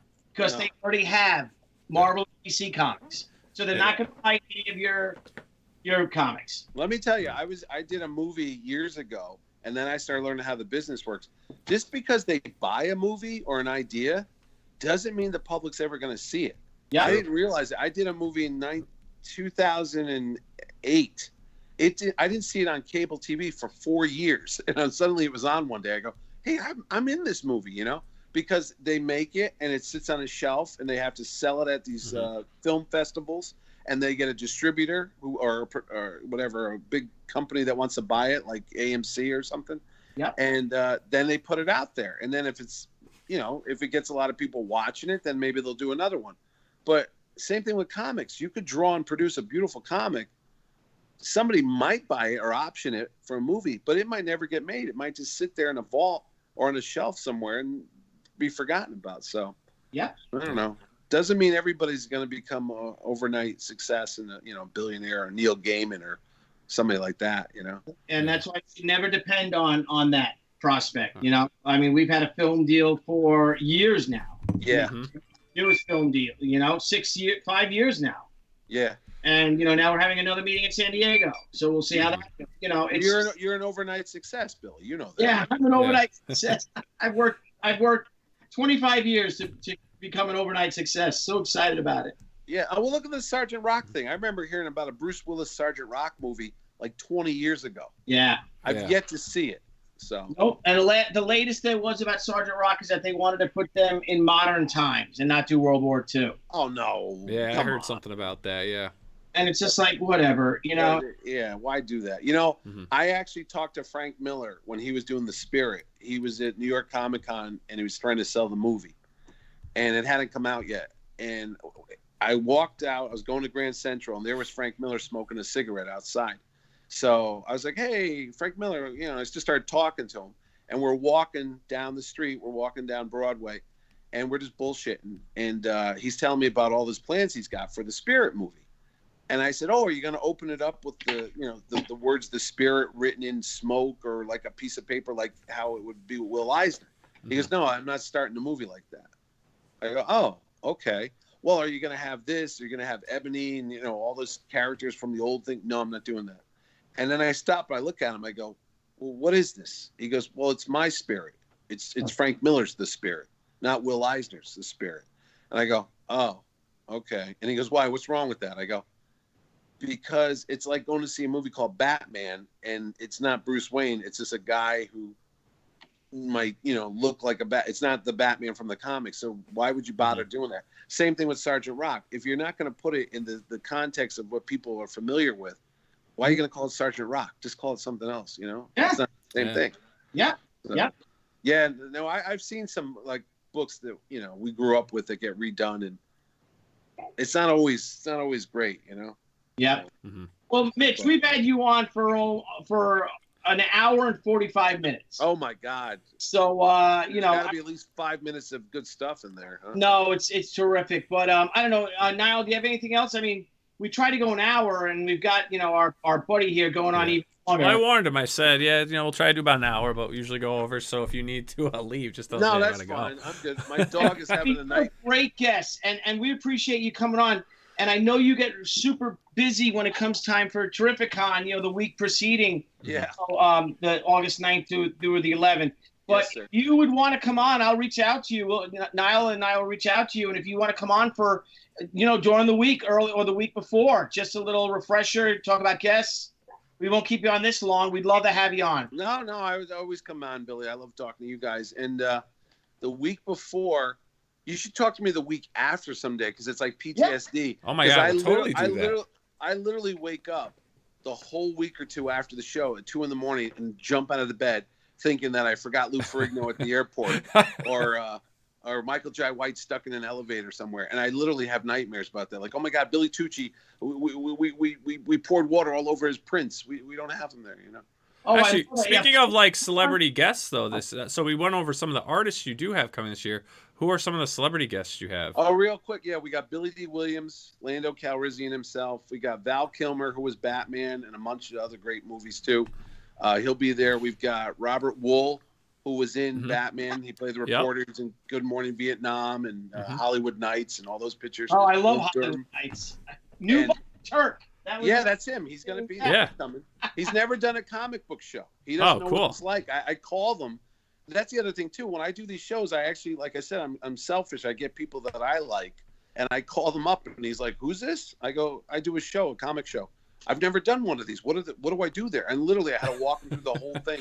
He has no idea what he's going to expect next month. So what's going to happen? Awesome. You just found out like where he lives, or did you? I just did my research on the internet, and I tracked him down, and I wrote to somebody that was like an agent, and they called up, and literally he called me up. I was at the grocery store getting deli meat, and the phone rang, and it was Robert Wool, and I had to sit in my car and talk to him for an hour about the show and what we do, and then he's like, "Oh, this sounds like you know what you're doing." I'm like, "Yeah, I think so." So that's a good impression. Oh, I do a good Robert Wall. Yeah. No, it's like, "Oh, hey, Mitch, it's Robert Wall. How's it going?" Yeah. And we got Robert Wall. We got John Wesley Shipp, The Flash. This will be his 4th time at one of my shows because the guy's one of the nicest guys you'll ever meet, and he always comes in. We've got voiceover actors from the Animaniacs, Pinky and the Brain, the Green Lantern, all that stuff. We've got John Barrowman, who's a big guy from Doctor Who and Torchwood and Arrow. He's coming to the show. He's a great guy. And I think that's it. See, I don't do a lot of celebrities. I only do about 10 celebrities because I mostly do 95% comic book guys and gals, and then 5% will be actors and such, Yeah. Now, what do you do at the end of at end of each day? Do you ever go out with a couple of your guests, go out for dinner, hang out at the casino, or do you just try to go unwind? I actually had great conversations. We had dinner with like Roy Thomas, and he'll just sit there and talk to you about old stories, and then Starlin and Alan Davis and Neil. I see them. I'll walk around after the show's over. Like the convention ends at 7:00, so I'll walk around. and I see them all out having a good time, and I'll walk by and drop in and talk a couple minutes. But I don't really. A lot of these guys don't, and Billy could attest to that. They don't see each other all the time. Yeah. So this is like a high school reunion, and some guys have never met each other. I'm always amazed when I find out that an inker has never met the artist that he's been inking for 20 years, and this is the first time they actually sat down face to face. So yeah, like Tom Palmer once, he met one of the guys at my show, and he was telling me that he never met him before, and I'm like, that is so weird. And they just like catching up, and now they show pictures of grandkids and things like that. It's kind of funny. They're not as wild as they used to be in the 80s. Yeah. But no, it is what it is. Honestly, I get a satisfaction just seeing that everybody had a good time. It might sound corny, but when I see everyone coming up and saying, "Oh, it was such a good day, and I met so and so, and I had such a blast, and thank you very much." I mean, that's fun enough for me, Well, Mitch, it really is a perfect place to have a show, because even my wife's college roommate, in Massachusetts, and they're like, "Well, you know what? Let's make a weekend out of it." Yeah, I say it's like a mini vacation. Yeah. Yeah, and they came down and they hung out and they did the show. They went to your show, and then they did this. I think they left the kids at home.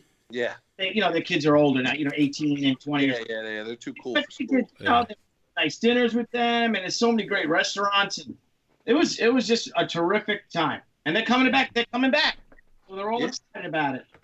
Yeah, and it's so great that the word terrific ended with a C, and I could just put the O-N at the end of it, huh? How about that? That was I was sitting there, I was like trying to think of a new name. It was actually going to be called Connecticut SuperCon at one time. And it just didn't sound good, So. Nah, Terrificon works. So now, where can for the viewers out there, where can they purchase tickets to Terrificon? Good thing you asked. You could always go to Ticketmaster.com. If you don't want to pay those fees, there's about 15 comic book stores in the tri-state area. In New York, Connecticut, Massachusetts, you can actually go to a lot of comic shops and just buy them for face value. So if it's $30, it's $30. You don't have to give that convenience fee. Like you can call them up and just give me a credit card over the phone. Yeah, and they'll send them to you. I've had some people, guys from Pennsylvania and Florida are coming to the show. They called some of the shops and said, "Hey, look, here's my card," and the guy mailed it out, paid $7 to do the priority shipping or whatever. But yeah, you can pick them up at comic shops, or if you're at Mohegan Sun, if you're in the area, you can of course just go and buy them at the box office. They're going pretty good, man. Sales are up over last year at this point, which is a good thing. Oh, that is good. We're doing something right, Yes, you are. Definitely. Now, is there any special? So obviously, Mohegan Sun has a casino, a hotel, and there's surrounding hotels. Does Mohegan Sun offer any Terrificon rates? They do, but I think by now they're probably gone because they go on sale in October of every year. And I mean, you could go try. There's a link on our website that has the discounted convention block. But if you do, you better hurry up because there's only a month to go, and they usually go like hotcakes. But if you can't go to Mohegan Sun, there's, like you said, there's the Holiday Inn, there's the Marriott. There's about 50 hotels in that area. So, and do they offer any Terrificon blocks? They do. You go to the website and it's under hotels, and I call all the local hotels up and try to get a good rate. So it'll be like the Holiday Inn, I think, is 170 or something like that. And that might sound like a lot of money, but you got to understand this place is like Disney World. On the weekends, it sells out, and the rooms go for like $500 or some craziness. And people are like, why? I go, because it's like a little vacation. Like, Yeah. You don't have to go to Vegas. It's a whole nother world there. It's so much. Yeah, you don't have to go to Vegas. No, not at all. And it is what it is. It's like a great thing. So if you do enjoy coming to the show, make sure every year you book your hotels in advance to save on some money. And they're always in August. Next year will be August 14th to the 16th, so you can start planning your weekend then. So, all right. Absolutely. Excellent. Right? Well, Mitch, I'm sorry, Nile. I just said fantastic. I was going to say, one day I'll give this up, and then what are you going to do? I don't know. We'll follow you wherever you go, and we're going to hang out with you. No, I mean, I tell people I did this to get my kids in college. They're both in school now, and it's tuition con. And one's got another year, and the other one's got 3 years. So when they're all done with college, maybe I just say, that's it. We're done. Nah, keep it. You, Mark Nathan, have to keep your shows going, so... Come on. Yeah. Well, he's been doing it for what? How long? Baltimore? 15 years more? I think so. Yeah, I think so. And Heroes Con, they just did their 30th year, I think. Yeah.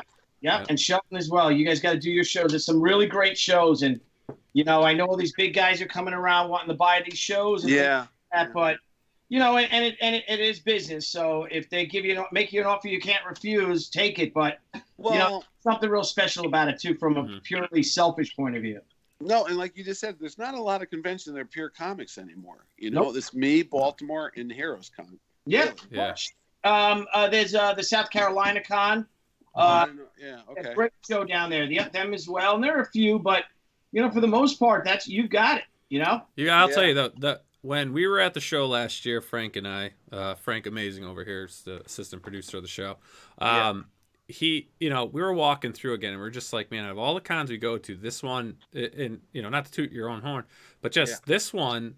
Just like you feel it's like personal, like it's so much fun. And like you said, you go there, you talk to artists. I mean, we would have like a half-hour conversation with this creator, half-hour conversation with that creator. I mean, it's just it's almost like you're in a massive expo center of like all your friends. Well, and it just feels personal. It still has that, like I had John Wesley Shipp guy said it sounded like a church carnival. Mm-hmm. Yeah. You know what I mean? Like a neighborhood church carnival. I don't know if they still have this, but when I was a kid, the local Catholic church, they'd have like the feast of St. Mary, and you'd go there and they'd have like, some chances or some couple of Ferris wheels and that type of stuff.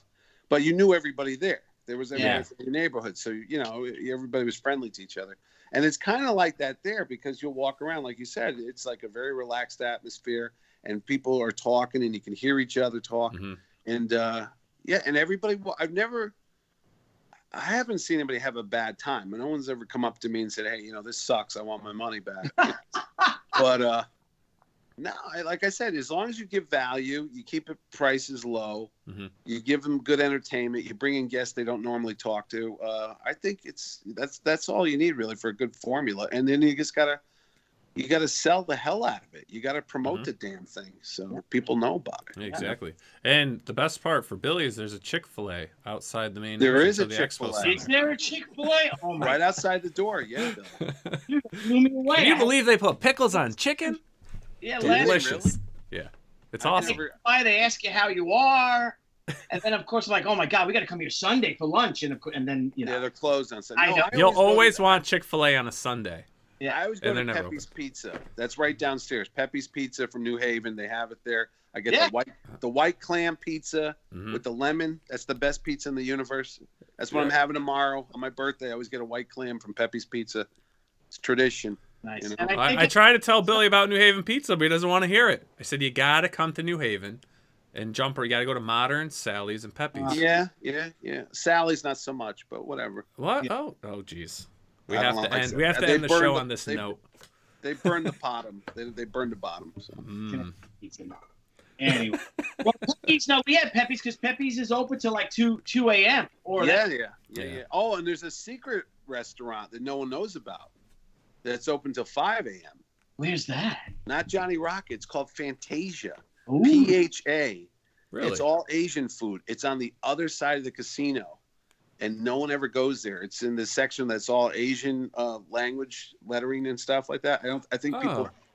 But Ming Chen from Comic Book Man told me about it. That's how I found out about it. He's like, "You want to get something to eat?" I said, "Everything's closed." He goes, "No, not over there." And it's open till like 4 a.m. I've passed that. I thought that was closed. I didn't realize that it's still open. You open the door, it's a whole world inside. Oh, it's wow. Like, yeah.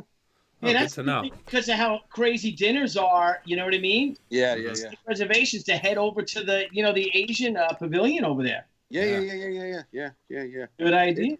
It's a good idea. The big thing you have, Mitch, is you have the Comic Fun Zone. Yeah, we got the kids stuff. Yep. For 3 days, and that's another thing you don't see. So it's very kid friendly, very family friendly. If it's pouring outside, you're not even going to know you care. You don't care. Yeah. At the mob seat, we're all Italians here. Yep. We're Italians lecturing Italians. Yeah.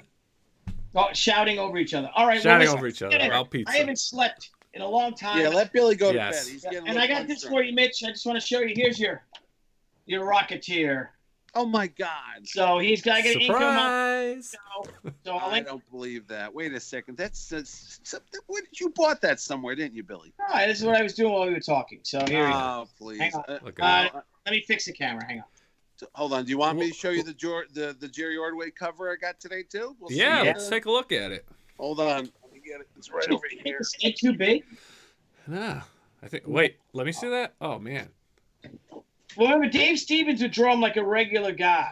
Nah, that looks good. You know. All right. Let's see. Oh, look at that. Hold on. Look at that. See that? Oh wow. Look at Oh, that. fantastic.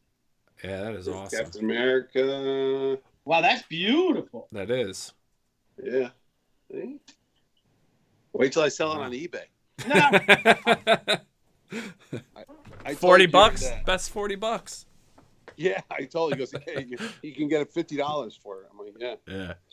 All right, boys, you need to go to bed. It's like 11 o'clock. Yes. My dog wants to go out. Harley's over here crying. So. All right, listen, my friend, thank you all, guys. Terrificon is August 9th through the 11th There's Yes. Harley.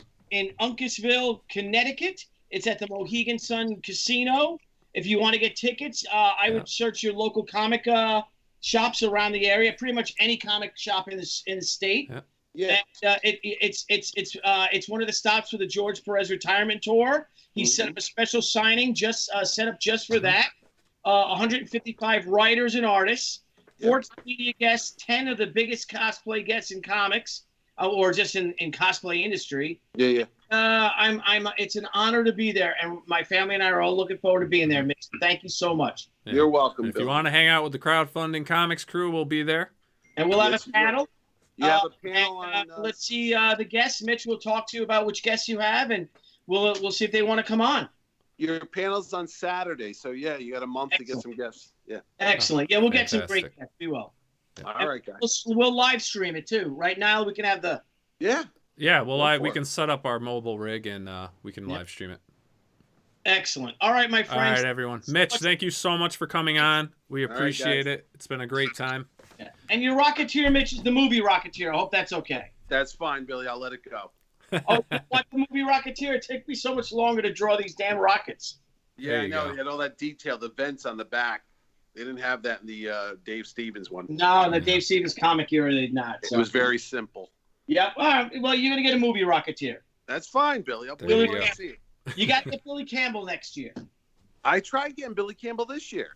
And He lives in Norway. he lives in Norway. Yeah, he doesn't live here anymore. Yeah. Oh, he used to live outside of Chicago. I got to hang out with him in England. Oh no. His family owned the Champion Spark plugs. You know. I did not know. No, really? He's made millions came from that. Champion Spark plugs. That's his family. Oh, cool. Him. He is the Rocketeer. I know you want him because you love the Rocketeer. Yeah, I do. The guy just died. Freddie Jones, who was in the Rocketeer yesterday. Yeah. Pa Yep. Kent. What's his name? Freddie And Ross Jones. Perot died today. Yeah, Ross Perot died today. Yeah. No, but the guy who died, his name was. Remember, he was in the clown costume. Yeah. Eddie. No, well, something. No, his name was Eddie, wasn't it? Was he Goose? No, he wasn't Goose. No, Eddie Jones was the actor. The guy he played in the Rocketeer, I could have swore. Yeah, he got in the plane. Yeah. And they had to go save him. Wasn't that? He was from World War I, and he had the shakes. Yes. Let me just see Rocketeer cast. Now I'm curious. Yeah, And then we're like, oh. because you had Alan Arkin there. Yep. You had John. Malcolm. Polito. Malcolm, really? Oh yeah, okay, Malcolm. Let me Yeah. check. Let me check. I'm almost positive it was Malcolm. Wait. Alan Arkin was awful. Malcolm. Eddie Jones. Malcolm. Yeah, that was him. Yeah. Hmm. What do you know? All right. Well, all right, Goose. All right, he's out. Gentlemen, good night. Thank you for everything. Everyone out there. Mitch, we're on again tomorrow, aren't we? Nile, I don't know. yes. I'm going to bed. Yeah. Yes, we are on Talk again to him. tomorrow. We're on again tomorrow, and we're on again Thursday. Excellent. And yeah, so we'll see you guys same time, same channel tomorrow night and Thursday. I'll end the show out with our crowdfunding call out, and I will see everyone tomorrow night. Mitch, thanks again for coming on. We really appreciate it. You've been a great guest, and the viewers out there loved it. And make sure, guys, give a like. We've got 79 viewers. Come on, everyone, get in there. Give a like for Mitch on the channel. And Billy, my friend, I'll chat with you later, buddy. Hang on. Me and the kitty will say goodbye. Oh, look at that. Look at that. I don't have a cat, so Me and Spider-Man we'll say goodnight. Have good night, everyone. All right, see you later. All right. Have a good night, everyone. And for our crowdfunding call out tonight, we've got Redhead Tales #1. I'm going to play the video for you guys. Yeah. So check this out. Hi, I'm Joe Picar, and welcome to my Kickstarter for my new book, Redhead Tales #1. Gorgeous looking book. This comic book includes 2 separate stories featuring leading redheads. The first story is Dungeon's Misfortunes, starring treasure hunter Candy in a fantasy world setting filled with dungeons and monsters. The second story features Space Girl Commander Claire and her sidekick Stara as they make the best of things in deep space. There will be humor, adventure, and naked redheads, and some monsters too. My comics usually start on my Patreon page, and I bring them to Kickstarter so I can finish them sooner and work towards getting them printed.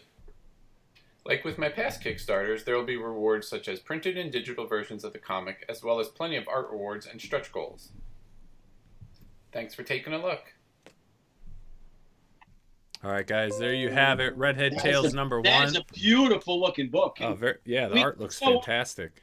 How many days does Joe have left? So Joe, guys, he pledged a $5,000 goal. He's currently at $28,376. He's got 519 backers and 66 hours to go. He's almost to 30,000. So if we can help share this great Kickstarter, maybe we can get him up to 30K, and maybe we can get him on the show to talk about his very successful Redhead Tales #1.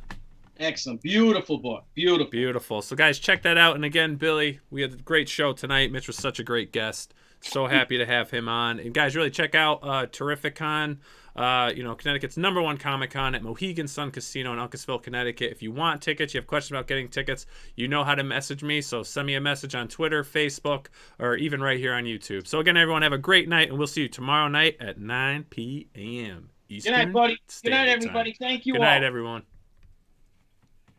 Hey guys, thanks again for tuning into Crowdfunding Comics. We look forward to hanging out with all of our crowdfunding fans every time we go live. And don't forget to click the link below and subscribe to our channel. And there's a little bell, you may want to hit that too. This way you get all the great notifications when we go live and when we upload some awesome content.